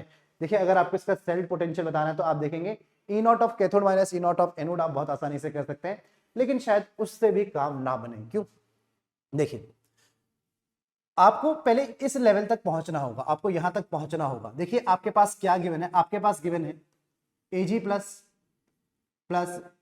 1 इलेक्ट्रॉन गिव्स Ag, अरे गिव्स Ag, और ये फिर आपके पास गिवन है Fe2 plus 2 electrons gives Fe, यानी कि सबका रिडक्शन ही हो रहा है। और ये है आपके पास Fe3 प्लस Fe, क्या है ये है? Fe0 है क्या? हाँ शायद Fe है, सिर्फ Fe, यानी कि 3 इलेक्ट्रॉन्स गिव्स Fe। Fe0 लिखा है, शायद Fe ही होना चाहिए, Fe0 लिखा है, Fe ही होना चाहिए। ठीक बात है, ठीक है। अगर इतनी बात ठीक है तो इनकी मदद से मुझे, इन सब की मदद से मुझे क्या करना है, इस रिएक्शन तक पहुंचना है। इन सब की मदद से मुझे इस फाइनल रिएक्शन तक पहुंचना है। देखिए मुझे ऐसा लग रहा है कि लास्ट वाले रिएक्शन को तो मुझे पलटना ही होगा, मेरे पास कोई और ऑप्शन नहीं है।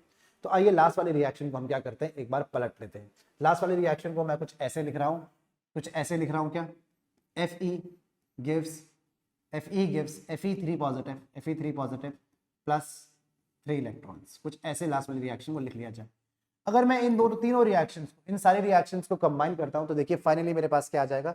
मैं दो चीजों को तो आसानी से काट दूंगा, यानी कि इसको और इसको तो मैं काट सकता हूं, और 3 इलेक्ट्रॉन से 3 इलेक्ट्रॉन भी कट ही जाएंगे। तो रिएक्शन मेरे पास आ जाएगी Ag plus Fe2 positive gives Fe3 positive plus Ag। और क्या मुझे यही रिएक्शन चाहिए? हाँ सर, यही रिएक्शन मुझे चाहिए। तो इसके डेल्टा G4 किसके बराबर आ जाएगा? ये आ जाएगा आपका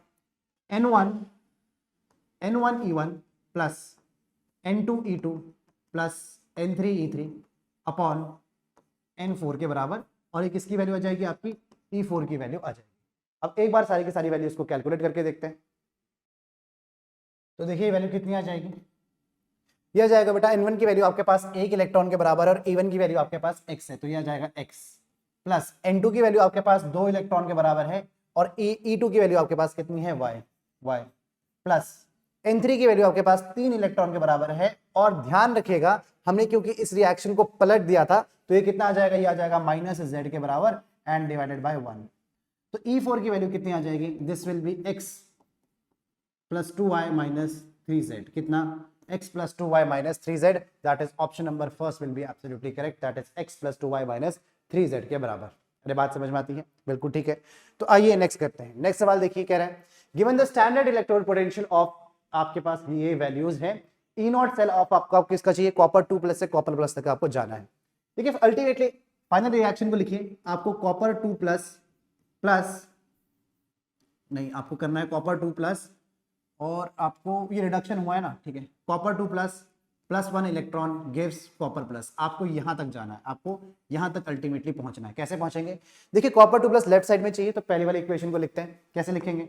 आप इसको बोलेंगे कि सर ये है copper 2 plus 2 electrons gives copper, और इसकी E0 की वैल्यू कितनी है? इसकी E0 की वैल्यू आपके पास है 0.34 वोल्ट के बराबर, और आपको कॉपर प्लस से कॉपर भी दे रखा है। तो मैं क्या करूं, मैं इसको कॉपर को लेफ्ट साइड में रखूं, copper gives copper plus 1 electron. अब E0 की वैल्यू क्या लिखूंगा? मैं माइनस में लिखूंगा, दैट इज माइनस 0.522 वोल्ट के बराबर, कुछ ऐसी वैल्यू आ जाएगी।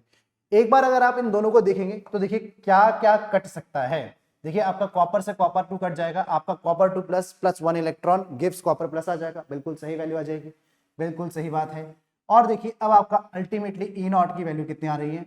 E0 की वैल्यू आ जाएगी, ये आ जाएगी E1, यह आ जाएगा आपका E01 N1 plus E02 N2 upon N3 के बराबर। सही बात, सही बात। देखिए E01 कितना है भाई? ये E01 कितना है? E01 आपके पास 0.34 और कितने इलेक्ट्रॉन ट्रांसफर थे? आपके पास 2 इलेक्ट्रॉन का ट्रांसफर था। कितना? आपके पास 2 इलेक्ट्रॉन का ट्रांसफर था। सही बात है। प्लस E02 में कितनी वैल्यू आ गई? माइनस 0.522 वोल्ट के बराबर, और एक ही इलेक्ट्रॉन का ट्रांसफर है, और डिवाइडेड बाय एक ही इलेक्ट्रॉन का ट्रांसफर है। तो कितना आ जाएगा? यह आ जाएगा 0.68 माइनस 0.522 वोल्ट के बराबर। तो कितना आ जाएगा? देखिए यह आ जाएगा आपके पास 0 में से 2 गया तो आया 8, और फिर 7 में से 2 गया तो आया 5, और 6 में से 1 गया तो 1, 0.158 वोल्ट के बराबर। कौन सा ऑप्शन सही है भाई? कौन सा ऑप्शन सही है? पहला ही ऑप्शन, दैट इज 0.158 वोल्ट के बराबर इज द करेक्ट आंसर, पहला ही ऑप्शन हमारा करेक्ट ऑप्शन आ जाएगा। अरे बात समझ में आती है, सिंपल सिंपल क्वेश्चन था। आइए नेक्स्ट, आइए एक काफी इंटरेस्टिंग सवाल, एनसीईआरटी का डायग्राम देखा देखा लग रहा है कुछ। आपके सामने एक इलेक्ट्रोकेमिकल सेल बना रखा है, जिंक इलेक्ट्रोड है, कॉपर इलेक्ट्रोड है, ठीक है, यानी कि एक डेनियल सेल है। क्या है ये? एक डेनियल सेल है। कॉपर और जिंक का जो डेनियल सेल होता है, वैसे यहाँ पे सब वैल्यूज लिख रखी हैं, बहुत अच्छे से वैल्यूज लिख रखी हैं। तो मैं क्या करता हूँ, इसका ई नॉट सेल निकालता हूँ सबसे पहले। देखिए इसका ई नॉट सेल क्या होता है, ये होता है E naught of cathode minus E naught of anode. ये वैल्यू फिक्स होती है वैसे डेनियल सेल के लिए, दैट इज 1.10। फिर भी लिख लेते हैं। देखिए कैथोड में आपके पास क्या है, कैथोड आपका राइट साइड पे है, जहां पे आपके इसका क्या हो रहा है, रिडक्शन हो रहा है। किसका? कॉपर का आपका रिडक्शन हो रहा है। इसका रिडक्शन पोटेंशियल है 0.34 वोल्ट के बराबर। कितना? इज इक्वल टू 0.34 वोल्ट के बराबर। और ये हो जाएगा कितना? ये एनोड के रिडक्शन पोटेंशियल के बराबर। एनोड में क्या है आपके पास? Negative electron. हाँ, तो ये क्या हो जाएगा, ये वैल्यू प्लस नहीं होगी, ये वैल्यू बेटा नेगेटिव होनी चाहिए, ये गलत दे रखी है, नेगेटिव होनी चाहिए। तो it will B minus of minus 0.76 volt के बराबर। दैट इज ये कितना आ जाएगा? 1.10 वोल्ट के बराबर। इसको ठीक कर लीजिएगा, ये वैल्यू माइनस होनी चाहिए, प्लस नहीं होनी चाहिए, माइनस के बराबर ये वैल्यू हो जाएगी। ठीक बात है, ठीक। तो कह रहे identify the correct incorrect statement from the options given below. आपके पास इनकरेक्ट ऑप्शन आपको बताना है। वो कह रहा है कि देखिए ये, अगर ये एक डेनियल सेल है, मैं आपको पहले बता दूं, डेनियल सेल में अगर इतना पोटेंशियल आ रहा है तो इसका मतलब इलेक्ट्रॉन जो है वो आपके कहां से, वो आपके नेगेटिव इलेक्ट्रोड से पॉजिटिव इलेक्ट्रोड की तरफ जा रहा होगा। यानी कि इलेक्ट्रॉन का ट्रांसफर कुछ ऐसा है। ये आपका क्या है? ये आपका इलेक्ट्रॉन का ट्रांसफर है फ्रॉम एनोड टू कैथोड। किसकी तरफ है?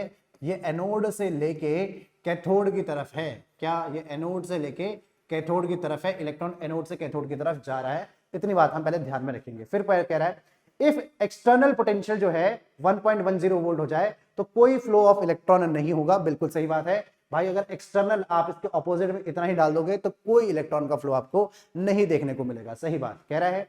अगर एक्सटर्नल पोटेंशियल कम होगा 1.1 से तो zinc dissolves eight anode and copper deposits at cathode. बिल्कुल सही बात है कि अगर ऐसा, यानी कि आपके पास नॉर्मल अगर रिएक्शन चल रही है, अगर नॉर्मल रिएक्शन चल रही है, यानी कि मैं सेकंड पॉइंट की बात कर रहा हूं, अगर नॉर्मल रिएक्शन चल रही है तो भाई जिंक का क्या हो जाएगा? ऑक्सीडेशन, यानी कि जिंक 2+ ये सॉलिड से एक्वस फॉर्म में जा रहा है। कहां पे? एनोड पे, एनोड पे। और कैथोड पे क्या होगा? कैथोड पे आपका कॉपर डिपॉजिट होता रहेगा। क्या? कैथोड पे आपका जो कॉपर 2+ है जो एक्वस में है, ये कॉपर सॉलिड में डिपॉजिट होता रहेगा। नो प्रॉब्लम एट ऑल, ये बात भी बिल्कुल करेक्ट बात है।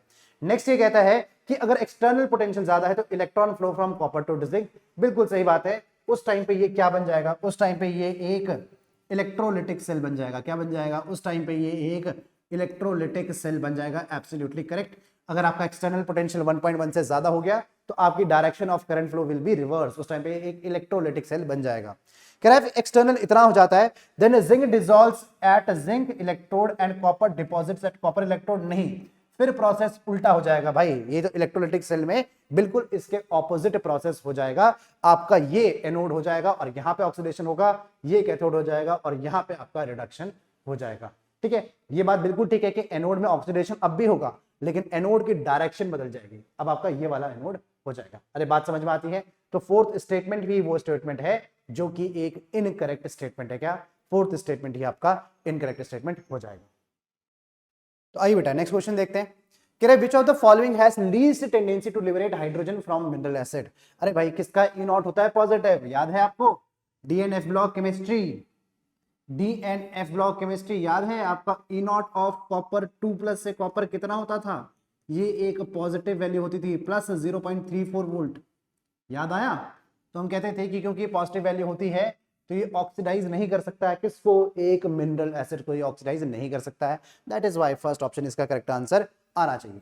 नेक्स्ट देखिए, कह रहा है द स्टैंडर्ड इलेक्ट्रोड पोटेंशियल आपका M3+ M2+ सबके लिए दे रखा है। ये वैल्यूज बाय द वे आपको मैं एक चीज बता दूं, ये दे तो रखा है लेकिन ये वैल्यूज आपको याद होनी चाहिए। सर ऐसा क्यों? देखिए भाई इसका सिंपल सा रीजन है, रिमेंबर दिस। मैं लिख दूं, ये आपका एनओटी नोटी में आप कहीं पे ऐड कर लीजिए। ये डीएनएफ ब्लॉक का डेटा है। किसका है? ये डीएनएफ ब्लॉक का डेटा है। इस क्वेश्चन को किस किस तरीके से पूछ सकता है? थोड़ा सा ऑफ टॉपिक में जा रहा हूं। आपसे पूछ सकता है कि ई नॉट ऑफ M3+ से M2+ अगर मैं जाऊं, इसका इलेक्ट्रोड पोटेंशियल में देखूं मेटल 3 पॉजिटिव से मेटल 2 पॉजिटिव, तो कौन सा 3D का मेटल है जिसका सबसे पॉजिटिव वैल्यू होती है? तो कई बार बच्चों को लगता है कि मैंगनीज है उसका आंसर, बन नहीं। इसका आंसर क्या आता है? कोबाल्ट +1.97। और सबसे कम किसका आता है? क्रोमियम का 0.-0.41 किसका, ये आता है आपका क्रोमियम का। सही बात है। तो कह रहे थे metal ions which can liberate hydrogen from a dilute acid as dilute acid are. तो भाई जिसका रिडक्शन पोटेंशियल नेगेटिव है वही होंगे ना यार, जिसका नेगेटिव है वही होंगे। कौन है भाई वो, कौन है, liberate from H2 from dilute acids are, जिनका नेगेटिव है। कौन किसका है नेगेटिव, दो ही है मेरे पास नेगेटिव, वेनेडियम एंड क्रोमियम। कौन सा है मेरे पास, वेनेडियम एंड क्रोमियम, दो ही ऑप्शन है मेरे पास, vanadium and chromium, vanadium and chromium दो ही ऑप्शन है अपने पास। बाकी जिसका पॉजिटिव है वो लिबरेट आउट नहीं कर सकता। खैर ये तो फिर भी आसान क्वेश्चन हुआ, आसान क्वेश्चन हुआ, ठीक है। आइए नेक्स्ट, क्योंकि डेटा आपको दे ही रखा है। मजा तब आएगा इस क्वेश्चन में अगर ये डेटा ही ना दे रखा, मजा तब है इस क्वेश्चन में अगर डेटा ही ना गिवन हो, तब भी आपसे ये क्वेश्चन बनना चाहिए, 100% मानना चाहिए। स्टार मार्क कर दीजिए सवाल पे, स्टार मार्क, वाह वाह क्या सवाल बना दिया, ठीक है। आइए नेक्स्ट कह रहा है how can an electrochemical cell be converted in electrolytic cell. अरे भाई ऐसे ऐसे एक इलेक्ट्रोकेमिकल सेल को आप इलेक्ट्रोलाइटिक सेल कैसे बना सकते हो, जब आप एक्सटर्नल पोटेंशियल उसके सेल पोटेंशियल से ज्यादा दे दो, ठीक है। आपका जो एक्सटर्नल पोटेंशियल हो जाए उसके सेल पोटेंशियल से ज्यादा हो जाए, that is reversing the flow of ions in salt bridge, नहीं applying an external opposite potential greater than E naught cell. हाँ यही तो कह रहा हूं मैं, this is what I am saying about, ठीक है। Applying an external opposite potential greater than E naught cell, बिल्कुल सही बात है। Exchange electrodes at anode and cathode, कुछ नहीं होगा उससे भाई। कह रहा है applying an external opposite potential lower than, नहीं नहीं उससे भी कुछ नहीं होगा। आइए नेक्स्ट, काफी इंपॉर्टेंट है बैटरीज वाले सवाल भी, तो भले देखिए रटने का क्वेश्चन टॉपिक होता है लेकिन आपको आना चाहिए। आइए लेक्लांची सेल क्या होता है भाई, प्राइमरी वोल्टेज, प्राइमरी बैटरी होती है, प्राइमरी बैटरी होती है नॉन रिचार्जेबल। कैसी, प्राइमरी बैटरी नॉन रिचार्जेबल होती है लेक्लांची सेल। क्या कह रहा है, it does not converts energy from combustion, नहीं नहीं ये तो फ्यूल सेल है, तो ठीक है सी का मैं यहाँ पे लिख देता हूँ, सी का फर्स्ट हो गया फ्यूल सेल, बिल्कुल सही बात है। लेक्लांची सेल अभी ढूंढ रहे हैं। हाँ रिएक्शन है तो एनोड, रिएक्शन है बिल्कुल एनोड पे, ये लेक्लांची सेल की जिंक का ऑक्सीडेशन होता है, किसका, जिंक का ऑक्सीडेशन होता है, absolutely correct. Nickel cadmium cell rechargeable cell है, ये तो अपना क्या है, ये अच्छा लिखा होगा ना यहाँ पे, तो हाँ लिखा है रिचार्जेबल सेल, बी है, बी का हो जाएगा कौन सा option, third option, that is it is a rechargeable cell, बिल्कुल सही बात है। मर्करी सेल जो बचा वही हो जाएगा, कन्वर्ट्स एनर्जी ऑफ कंबशन, नहीं नहीं नहीं, does not involve any ion in the solution and use in the hearing ads, बिल्कुल सही बात है कि ये हेयरिंग एड में यूज किया जाता है और आयंस कोई इन्वॉल्व नहीं होते। ऑप्शन मैच करिए, ए का फोर्थ, ए का फोर्थ, अरे ऐसे ही मैच हो जाता है ये तो, ए का फोर्थ, बी का 3, सी का 1 और डी का 2, ये ऐसे ही मैच हो रहा था। बहुत ही शानदार बात है ये, बहुत ही अच्छी बात है ये। आइए बेटा नेक्स्ट करते हैं, नेक्स्ट है आपके पास गिवन है FeO4 2 नेगेटिव और एक आपको कंसेक्यूटिव रिएक्शंस दे रखी हैं। In the above diagram the standard electrode potential are given in volts, ठीक है। आपको क्या निकालना है, ई नॉट, आपको Fe, आपको रिएक्शन ई नॉट किसकी निकालनी है, अल्टीमेटली आपको FeO4 2 नेगेटिव से Fe2 पॉजिटिव चाहिए, यानी कि फाइनल रिएक्शन कुछ ऐसी होने वाली है, FeO4 2 नेगेटिव। ये कौन सा आयन है, इस देखिए बहुत ही शानदार है, इसका नाम है फेरेट। क्या नाम है, ये आपका फेरेट आयन है, इसका नाम क्या होता है, इसका नाम है फेरेट आयन। ये बहुत ही रेयरली, ये एक रेयर केस है, किस चीज का रेयर केस है, जहां पे आयरन, ये रेयर केस है जहां पे आयरन आपका 6 पॉजिटिव ऑक्सीडेशन स्टेट दिखाता है। कितना, बहुत रेयर केस है ये फेरेट्स, जहां पे आयरन आपका 6 पॉजिटिव ऑक्सीडेशन स्टेट दिखाता है। तो देखिए कितना है ये आयरन, ये आपका 6 पॉजिटिव है, और मुझे कहां जाना है, मुझे जाना है Fe2 पॉजिटिव तक। कहां तक जाना है, मुझे जाना है Fe2 पॉजिटिव तक, यानी कि 4 रिडक्शन हो रहा है, 4 इलेक्ट्रॉन का इन्वॉल्वमेंट है, तो यहाँ पे आप +4 इलेक्ट्रॉन लिख लीजिए। अल्टीमेटली मुझे यहाँ तक पहुंचना है, और आप कैसे पहुंचेंगे, ऑब्वियसली आपको कुछ मदद की जरूरत होगी, यू नीड सम हेल्प, तो आपकी हेल्प मिलेगी आपको यहाँ से। ये क्या हो जाएगा, ये हो जाएगा आपके पास FeO4 2 नेगेटिव से आप सबसे पहले कहाँ जाएंगे, Fe3 पॉजिटिव तक आएंगे, Fe3 पॉजिटिव तक आएंगे, और इसमें आपके 3 इलेक्ट्रॉन्स इन्वॉल्व होंगे। कितने, 3 इलेक्ट्रॉन्स इन्वॉल्व होंगे। फिर आप क्या करेंगे, फिर आप Fe3 पॉजिटिव से एक इलेक्ट्रॉन दे के कहाँ आएंगे, आप इसको Fe2 पॉजिटिव लिख लेंगे। सही बात है। तो देखिए फिर से इसमें कितने इलेक्ट्रॉन, सब कुछ नॉर्मल ही किया है, इसमें कितने इलेक्ट्रॉन इन्वॉल्व है, 3 है, और इसमें 1 है, और यहाँ पे 4 है, यानी कि जो आपकी E3 की वैल्यू हो जाएगी, ये क्या हो जाएगी, N1E1 plus N2E2 upon N3 के बराबर। तो E3 की वैल्यू किसके बराबर आ जाएगी, N1 की वैल्यू कितनी है, 3 इलेक्ट्रॉन के बराबर है ये, दिस विल बी 3, और E1 की वैल्यू कितनी हो जाएगी, प्लस 0.2, यानी कि 0.2 के बराबर, नहीं 2.0 है ये, 0.2 नहीं, 2 के बराबर है ये, 2 के बराबर, प्लस N2 की वैल्यू, कितने इलेक्ट्रॉन्स है भाई इसमें, इसमें है एक electron and 0.8, it is 0.8 and divided by total electrons कितने हैं, 4 के बराबर है, इज इक्वल्स टू 4। सही बात है, तो कितना आ जाएगा, this will be 6.8 divided by 4 volt, that is कितना 1.7 वोल्ट के बराबर, will be equals to 1.7 volt. कौन सा ऑप्शन है भाई, option number second, 1.7 volt will be absolutely correct answer.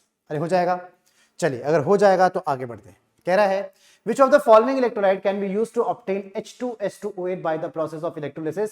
अरे भाई ये आप बहुत अच्छे से जानते हैं, बहुत ही अच्छे से आप जानते हैं कि आपको इसमें क्या करना होता है। आप जानते हैं सल्फ्यूरिक एसिड से ही ये काम हो सकता है, किससे, सल्फ्यूरिक एसिड से ही ये काम हो सकता है। देखिए सल्फ्यूरिक एसिड के अगर इसके H+ से H2 किससे जाते हैं, H+ से H2, H+ से H2 यानी कि रिडक्शन। हाँ, तो अगर मैं कैथोड की बात करूं सल्फ्यूरिक एसिड में, चाहे मैं कैथोड की बात करूं, चाहे वो डाइल्यूट है चाहे स्ट्रॉन्ग है, तो आपको हाइड्रोजन गैस ही मिलती है। लेकिन अगर इसके एनोड की बात करूं, किसकी बात करूं, अगर सल्फ्यूरिक एसिड के एनोड की बात करूं, तो आपने अगर डाइल्यूट H2SO4 लिया है, अगर आपने डाइल्यूट H2SO4 लिया है, तो इसमें आपका क्या, आपके पास क्या होता है, आपके पास O2 गैस भी निकलती है। क्या आपकी यहाँ पे O2 गैस निकलती है। लेकिन अगर आपके पास कंसंट्रेटेड H2SO4 है, अगर आपके पास कंसंट्रेटेड H2SO4 है, तब आपका H2S2O8 निकलता है। क्या आपका H2S2O8 निकलता है। तो कौन सा आंसर इसका सही हो जाएगा, concentrated solution of sulphuric acid will be the correct answer. अरे बात समझ में आती है, समझ में आती है तो बहुत बढ़िया। आइए नेक्स्ट करते हैं।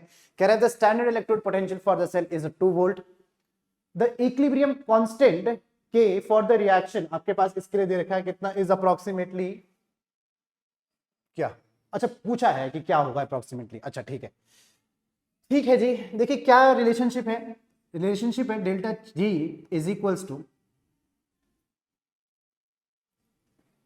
स्टैंडर्ड, हाँ delta G is equals to delta G naught plus R T L N Q. Delta G naught की वैल्यू हो जाएगी minus R T L N K, सही बात है, कुछ ऐसी वैल्यू आ जाएगी। तो डेल्टा जी नॉट दिया है क्या मुझे, डेल्टा जी नॉट तो नहीं दिया, लेकिन ये डेल्टा जी नॉट की value minus n F E naught cell के बराबर भी होती है। किसके बराबर, minus n F E naught cell के बराबर भी ये वैल्यू होती है। एक बार दोनों को ही इक्वेट कर देते हैं, देखिए कितना आसान हो जाएगा। ये हो जाएगा, इसका मतलब आर टी एल एन के जो हो जाएगा मेरा, ये n F E naught cell के बराबर आ जाएगा, सही बात है। और मेरा एल एन के की वैल्यू मुझे यहाँ से मिल सकती है, that is n F E naught cell, n F E naught cell upon R T के बराबर, बिल्कुल सही बात। देखिए बात करें कि नंबर ऑफ इलेक्ट्रॉन्स कितने ट्रांसफर हैं, 2 इलेक्ट्रॉन ट्रांसफर है। फैराडे की वैल्यू आपके पास है कितनी, 96500 कूलम के बराबर। और ई नॉट सेल कितना है भाई, ई नॉट सेल आपके पास ये है 2 वोल्ट के बराबर, ई नॉट सेल आपका 2 वोल्ट के बराबर। और आर की वैल्यू, आर की वैल्यू आपको दे रखी है कि आपको कितनी लेनी है, 8 जूल के बराबर लेनी है, तो आप इसको 8 ही ले लीजिए। और टेम्परेचर भी आपको गिवन होना चाहिए, कितना, 300 के बराबर टेम्परेचर गिवन है, दिस इज 300। एक बार कैलकुलेट करके देखिए ये आंसर कितना आ रहा है, 2 2 4, तो ये सीधा सीधा चला गया और ये 0000 चला गया, यानी कि जो फाइनल आंसर है ये किसके बराबर है, ये है 965, 00 से 00 cancel and divided by 2 and into 3, यानी कि 6, 965/6 के बराबर ये आंसर आ रहा है, 965/6 के बराबर ये आंसर आ रहा है। और ये आंसर कितना होता है, ये होता है आपका 1 जा, और ये हो जाएगा 116 नहीं 36, 161 के आसपास, 161 के आसपास, ठीक है 161 के आसपास, 160 ही लिख लेते हैं, लगभग 160 ही लिख लेते हैं, क्योंकि ऑप्शन में कुछ ऐसा ही दे रखा है। लेकिन ध्यान रखिएगा ये वैल्यू किसकी है, ये एल एन के की वैल्यू अप्रोक्सीमेटली आपकी 160 के बराबर आ रही है।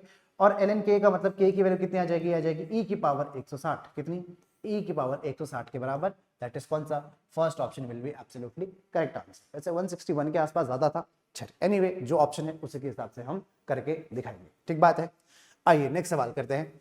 Can the standard gives energy for the given cell reaction in kilojoule per mole at 298 Kelvin is, आपको E नॉट की वैल्यू 2 वोल्ट दे रखी है, आपको डेल्टा जी नॉट पूछा है, तो कितना होता है भाई डेल्टा जी नॉट, ये होता है आपका minus n F E naught cell, इसके बराबर ये आता है, यानी कि माइनस एन कितने हैं, 2 इलेक्ट्रॉन है, ये तो सिमिलर टाइप का क्वेश्चन ही लग रहा है मुझे, 500। और ई नॉट सेल की वैल्यू कितनी है, ये है आपकी 2 वोल्ट के बराबर, कितनी है, ये वैल्यू आपके पास 2 वोल्ट के बराबर। आपको किलो जूल में आंसर पूछा है, देखिए ये जो आपका आंसर आता है इन सबको करने के बाद ये जूल में आता है, तो डिवाइडेड बाय 1000 करना मत भूलिएगा, तो ये आपको डिवाइडेड बाय 1000 भी करना पड़ेगा, किसके लिए, किलो जूल के लिए। तो ये तो कट गया सब कुछ, ये 2 टाइम्स भी कट ही जाएगा 5 से, तो ये कितना आ जाएगा, ये आ जाएगा -2 × 5 से करेंगे तो इट विल बी 5 1 जा 5 46 हो गया, तो 9 जा 15, इतना वोल्ट ये इतना किलो जूल ये आ रहा है, इतना किलो जूल ये आ रहा है।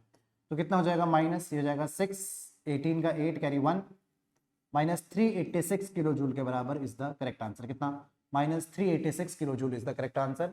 384 आ रहा है, ठीक है, चल जाएगा, चल जाएगा, इतना भी चल जाएगा, ठीक बात है। आइए नेक्स्ट करते हैं, नेक्स्ट करते हैं, नेक्स्ट करते हैं। आइए नेक्स्ट कहता है for the given cell reaction, आपके पास एक बेहतरीन सेल रिएक्शन गिवन है, कह रहा है change in Gibbs free energy is negative if, वो बोल रहा है कि इस वाली रिएक्शन के लिए डेल्टा जी की वैल्यू नेगेटिव है। डेल्टा जी की नेगेटिव होने का मतलब है रिएक्शन आपकी स्पॉन्टेनियस है। कैसी रिएक्शन है? आपकी स्पॉन्टेनियस रिएक्शन है। बोल रहा है कि बताइए कि C1 और C2 के बीच में क्या रिलेशनशिप होगा। देखिए अगर मैं इस रिएक्शन की बात करूं तो रिएक्शन को कैसे लिखा जाएगा, मैं ऐसे करूंगा, देखिए डेल्टा जी, अगर डेल्टा जी नेगेटिव है तो यानी कि मेरी E0 सेल की वैल्यू क्या होनी चाहिए, ये वैल्यू मेरे पास पॉजिटिव वैल्यू होनी चाहिए। क्या ये मेरे पास पॉजिटिव वैल्यू होनी चाहिए, ई सेल की वैल्यू मेरे पास, है ना। तो कैसे करेंगे? हाँ, तो मैं लिखूंगा, देखिए इसके लिए जो मेरा ई सेल की वैल्यू है, this will be E0 cell minus 0.0591 upon n log of concentration of anode. Concentration of anode कितनी है भाई? कंसंट्रेशन ऑफ एनोड मेरे पास C1 है, और कंसंट्रेशन ऑफ कैथोड मेरे पास कितनी है?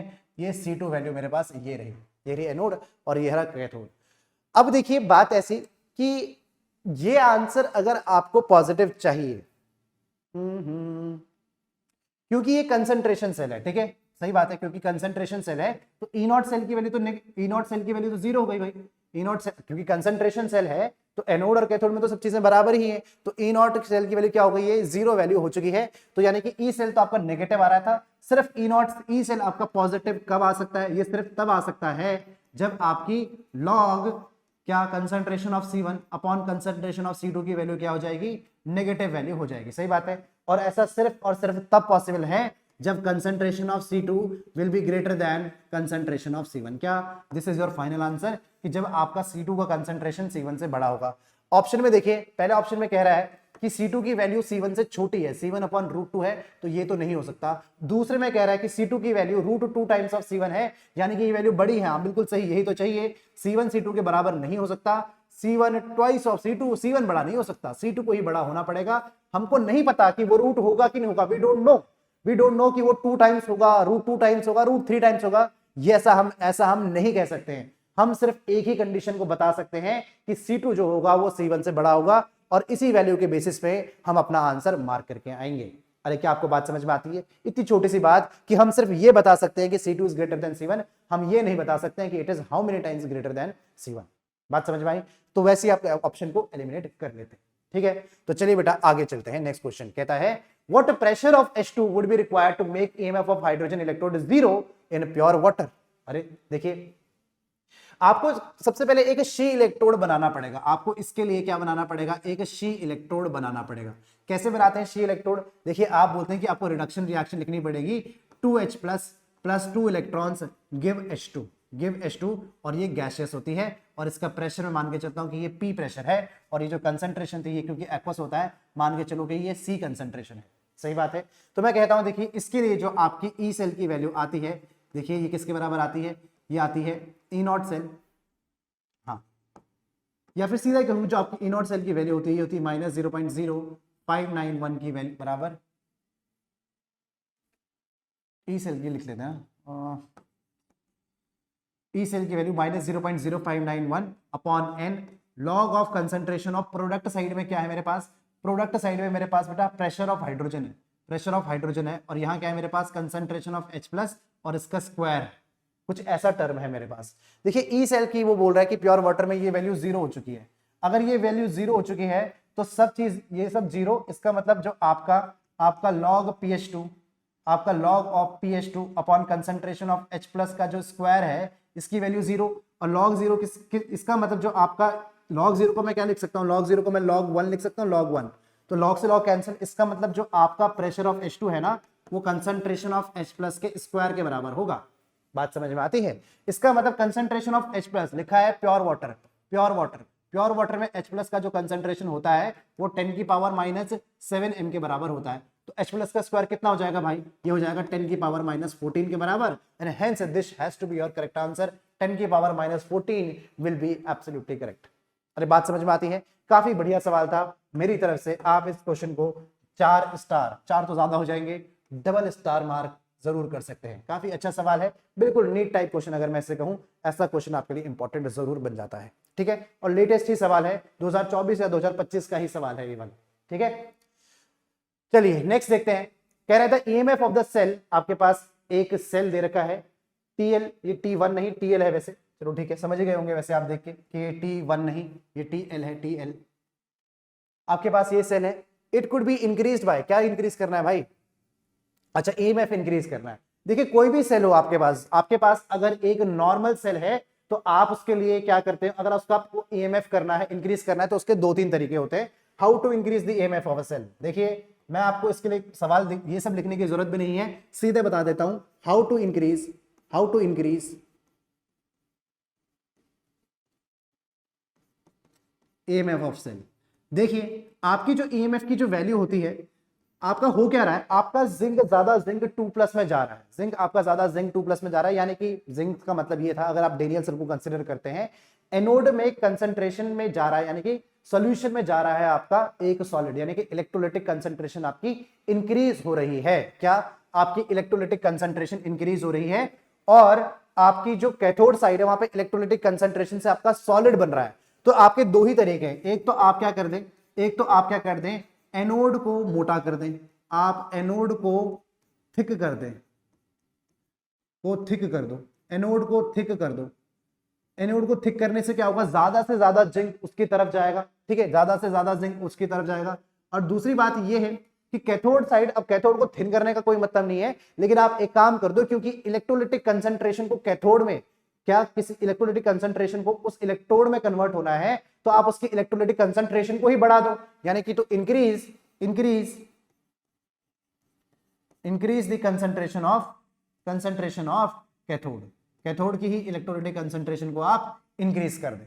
आइए ऑप्शन मैच करते हैं, कुछ ऐसा दिया है क्या, decreasing the concentration of Bl, नहीं, increasing the concentration of copper 2+ ions. हाँ यही तो मैं कह रहा हूं कि इनकी कंसंट्रेशन को इंक्रीज कर दो, increase the concentration of both नहीं, अगर आप Tl+ की कम कर देंगे तो काम फिर भी चल जाएगा। ठीक है, इसको आप ये भी कह सकते हैं, आपको इसको कन्वर्सली आप इसको ऐसा कह देते हैं, कभी कभी कन्वर्सली आप ये कह देते हैं, डिक्रीज द कंसंट्रेशन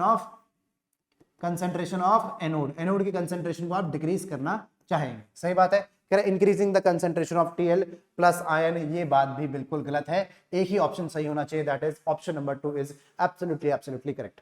अरे क्या आपको बात समझ में आती है बेटा? आगे बढ़े, नेक्स्ट क्वेश्चन करते हैं।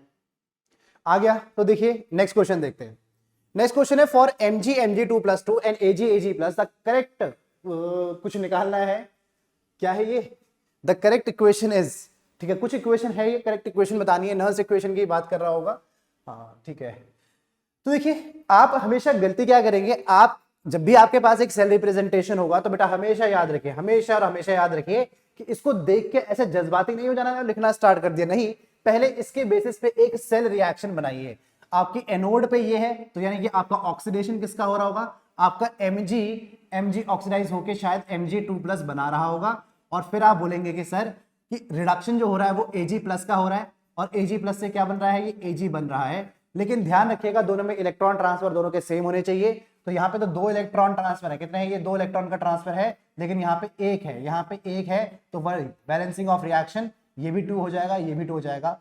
अब आप प्रोसीड कर सकते हैं रिएक्शन को लिखना। क्या लिखेंगे आप, लिखेंगे देखिए E cell is equals to E naught cell, और ई नॉट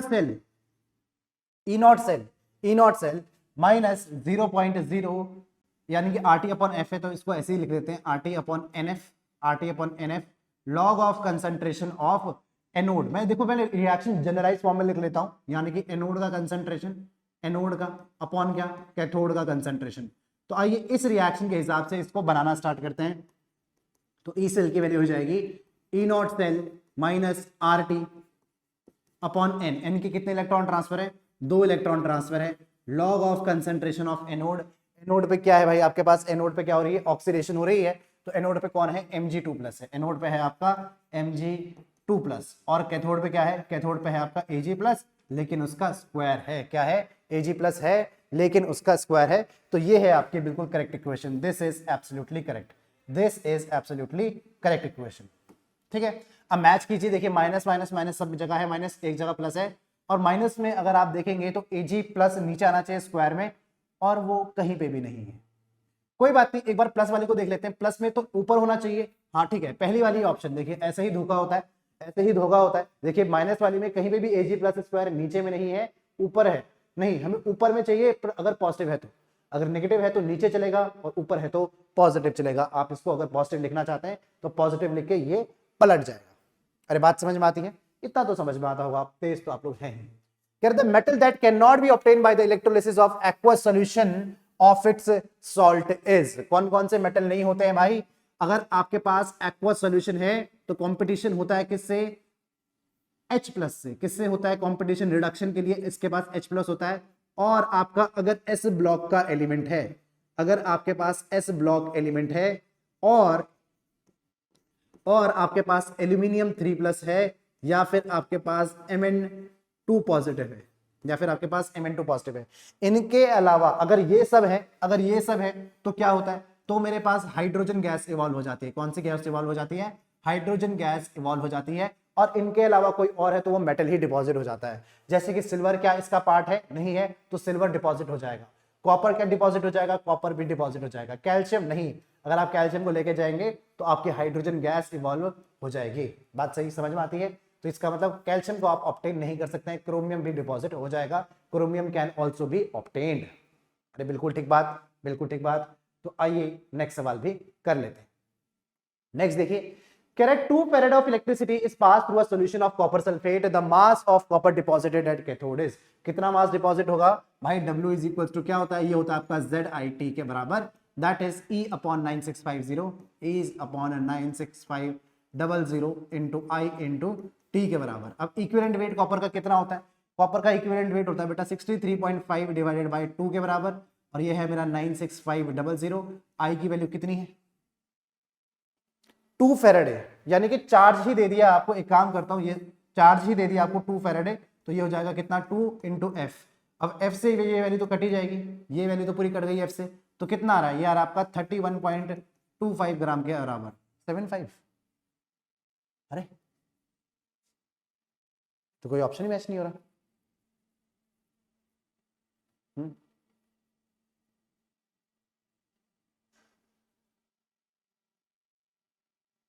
हाँ तो नहीं मैच होगा ना, ऑप्शन नहीं मैच होगा। मैंने 2f से सिर्फ ये काटा, 2 भी तो कटेगा, तो ये कितना आ जाएगा? 63.5 ग्राम के बराबर। हो जाता है कभी कभी, जब आप इतने ज्यादा सवाल सॉल्व कर लेते हैं तो कभी कभी ऐसा हो जाता है। It's okay, it's all right. खैर गलती कुछ नहीं है, 2 से 2 भी कट जाएगा। That is 63.5 gram will be the correct answer. अरे यस, बिल्कुल यस। आइए नेक्स्ट। कह रहा है सोल्यूशन ऑफ निकल नाइट्रेट है, इलेक्ट्रोलाइज किया उसे प्लैटिनम इलेक्ट्रोड के बीच में यूजिंग 0.1 फैराडे इलेक्ट्रिसिटी। कह रहा है हाउ मेनी मोल ऑफ निकल will be deposited at cathode. अरे देखिए बड़े आसान सवाल है।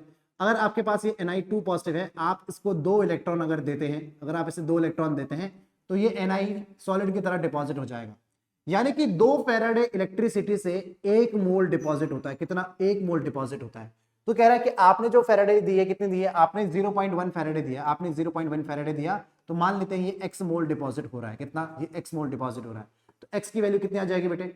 ये आ जाएगी आपकी 0.1 अपॉन 2, दैट इज 0.05 मोल के बराबर, will be equals to 0.05 mole only. कौन सा ऑप्शन है? Option number 2 will be absolutely correct answer. Next कह रहा है कि which of the following statement is correct for electrolysis of brine solution. देखिए क्या होता है ब्राइन सॉल्यूशन? ब्राइन सॉल्यूशन होता है आपके पास NaCl का एक्वा सॉल्यूशन। क्या? NaCl का एक्वा सॉल्यूशन। अब मैं जानता हूं, देखिए इसके बारे में, अगर एनोड पे हो रहा है तो क्या हो रहा है? एनोड पे ऑक्सीडेशन होगा, एनोड पे होगा ऑक्सीडेशन। इसका मतलब एनोड पे तो जो आपकी Cl माइनस होगी उससे Cl2 गैस मिल जाएगी मुझे, तभी ऑक्सीडेशन होगा। ठीक है, अच्छा ऑक्सीडेशन के लिए OH माइनस भी जरूरी होता है, बट वो नहीं मिलेगा मुझे यहाँ पे। और कैथोड पे क्या होगा? कैथोड पे बेटा ऑक्सीडेशन होने वाला है। अगर ऑक्सीडेशन होगा तो किसका ऑक्सीडेशन होगा? ऑब्वियसली वाटर का ऑक्सीडेशन होगा, वाटर का ऑक्सीडेशन होगा। सोडियम प्लस का नहीं हो पाता वाटर के सामने ऑक्सीडेशन, और ऑक्सीडेशन होगा तो क्या मुझे O2 गैस मिलेगी, और प्लस मेरे पास 4OH माइनस, प्लस मेरे पास OH माइनस मिल जाएगा। यानी कि अरे यार O2 गैस नहीं मिलेगी, H2 गैस मिलेगी। क्या? H2 गैस मिलेगी। कैथोड पे रिडक्शन होगा ना, तो H2 गैस मिलेगी, और क्या मेरे पास OH माइनस मिल जाएगा। ऑब्वियसली वो 4OH माइनस ही मुझे मिल जाएगा। सही बात है। तो कह रहा है कि OH is formed, OH minus is formed at cathode. हाँ ये सही बात है कि OH माइनस कैथोड में बना है। Cl2 is formed at cathode, नहीं Cl2 बनी तो है लेकिन कैथोड में नहीं बनी है, वो एनोड पे बनी है, तो ये गलत हो गया। O2 इज नहीं, O2 तो बनी ही नहीं है, O2 there is no role of O2। H2 is formed at anode, नहीं H2 एनोड में नहीं, H2 कैथोड में बनी है। किस में बनी है? ये आपकी कैथोड में नहीं है, ये स्टेटमेंट भी incorrect, hence option number first ही मेरा करेक्ट आंसर आ जाएगा। बात समझ में आती है? ठीक है, अगर आती है तो आइए आखिरी क्वेश्चन है ये आपका। 45 क्वेश्चंस वैसे मैं आपके लिए लेके आया था, पर एक बोनस चलिए आपके लिए। कह रहा था quantity of silver deposited when 1 coulomb charge is pass through AgNO3 solution is. देखिए अगर मेरे पास AgNO3 है यानी कि Ag प्लस सोल्यूशन है, मैं इसे एक इलेक्ट्रॉन देता हूं तो मुझे Ag सॉलिड मिलता है, सही बात है, यानी कि 1 फैराडे चार्ज 1 मोल के लिए होगा। तो कह रहा है कि आपके पास 1 कूलम चार्ज आपने दिया है, तो इसका कितना होगा भाई? इसका कितना होगा? एक chemical equivalent of silver, chemical equivalent नहीं, इसको इलेक्ट्रोकेमिकल इक्विवेलेंट कहते हैं। दैट इज एक इलेक्ट्रोकेमिकल इक्विवेलेंट इसका डिपॉजिट हो जाएगा। किसका? इसका एक इलेक्ट्रोकेमिकल इक्विवेलेंट डिपॉजिट हो जाएगा। अरे बात समझ में आती है? इसी के साथ बेटा आपके सारे के सारे सवाल हमने फिनिश कर लिए हैं। देखिए मैंने जो ऑब्जर्व किया है इसमें, इस वाले चैप्टर में, ये चैप्टर बहुत बड़ा है, इलेक्ट्रोकेमिस्ट्री, रिडॉक्स और इसके साथ conductance and product of electrolysis, 4 chapter हैं ये अपने आप में। हमारे लिए चैप्टर की लेंथ बहुत बड़ी है, लेकिन अगर इसका कॉन्सेप्ट आपको समझ में आता है, इससे सवाल आसान पूछा जाता है। चैप्टर के साथ प्रॉब्लम यह है, चैप्टर बहुत बड़ा है, इसमें कॉन्सेप्ट बहुत सारे, लेकिन बहुत आसान आसान कॉन्सेप्ट है। इनफैक्ट अगर आपको नर्स इक्वेशन समझ में आ गई, प्रोडक्ट ऑफ इलेक्ट्रोलिसिस की ट्रिक आ गई कि कैसे निकालते हैं, तो बहुत आसान हो जाता है चैप्टर। आपने हमने देखी भी, ये जितने भी सवाल थे ये रिसेंट ईयर के क्वेश्चंस ही हैं जेईई के, और क्या है, बहुत ही इजी टाइप से पूछे गए, कुछ घुमाने फिराने के लिए इसमें है ही नहीं इतना कुछ। हाँ थर्मोडायनेमिक्स इक्विलिब्रियम में वो घुमा सकता है, लेकिन यहाँ पे डायरेक्ट ही सवाल बन जाता है। लेकिन आप ध्यान रखेंगे कि आपको 2 चीज बहुत अच्छे से पढ़नी है इसमें, जहां पे आप मिस्टेक कर सकते हैं। कॉन्सेप्चुअली आप लोग मिस्टेक नहीं करेंगे, आप लोग मिस्टेक करेंगे बैटरीज वाले पोर्शन में। किसमें आप मिस्टेक करेंगे बेटा? बैटरीज वाले पोर्शन में, और शायद आप प्रोडक्ट ऑफ इलेक्ट्रोलिसिस में, किसमें? शायद आप प्रोडक्ट ऑफ इलेक्ट्रोलिसिस में गलती कर सकते हैं। किसमें कर सकते हैं? प्रोडक्ट ऑफ इलेक्ट्रोलिसिस में आप गलती कर सकते हैं। इनफैक्ट बैटरीज में मानूंगा ज्यादा इंपॉर्टेंट है, बैटरी से सवाल भी आता है और ये याद करने वाला पोर्शन ज्यादा है, तो इसमें गलती के चांसेस बढ़ जाते हैं, इसीलिए बैटरीज अच्छे से पढ़िएगा। ठीक है, फटाफट से मुझे कमेंट करके बताइए आप लोगों के कितने सवाल out of 46 how many you did right, आपके कितने सवाल सही हुए। And I am pretty sure कि पिछली बारी से मुझे और हायर नंबर ही देखने को मिलेगा, इस बात की तो मैं गारंटी ले सकता हूं, क्योंकि आप लोग तैयारी बहुत अच्छे से कर रहे हैं, है ना। ठीक है, तो रेडी हो जाइए अब नेक्स्ट चैप्टर के लिए। फटाफट से कमेंट बताओ कि आपके कितने नंबर आ रहे हैं, आपको वीडियो कैसा लगा और आपको क्या क्या चाहिए। इसका PDF आपको टेलीग्राम में अवेलेबल हो जाएगा। वीडियो अगर अच्छा लगा लाइक शेयर सब्सक्राइब तो करना है, मोटिवेशन बिल्कुल अपना भी और मेरा भी, यानी पूरी टीम का बहुत हाई ही रखना है। मिलते हैं नेक्स्ट चैप्टर में, थैंक यू वेरी मच।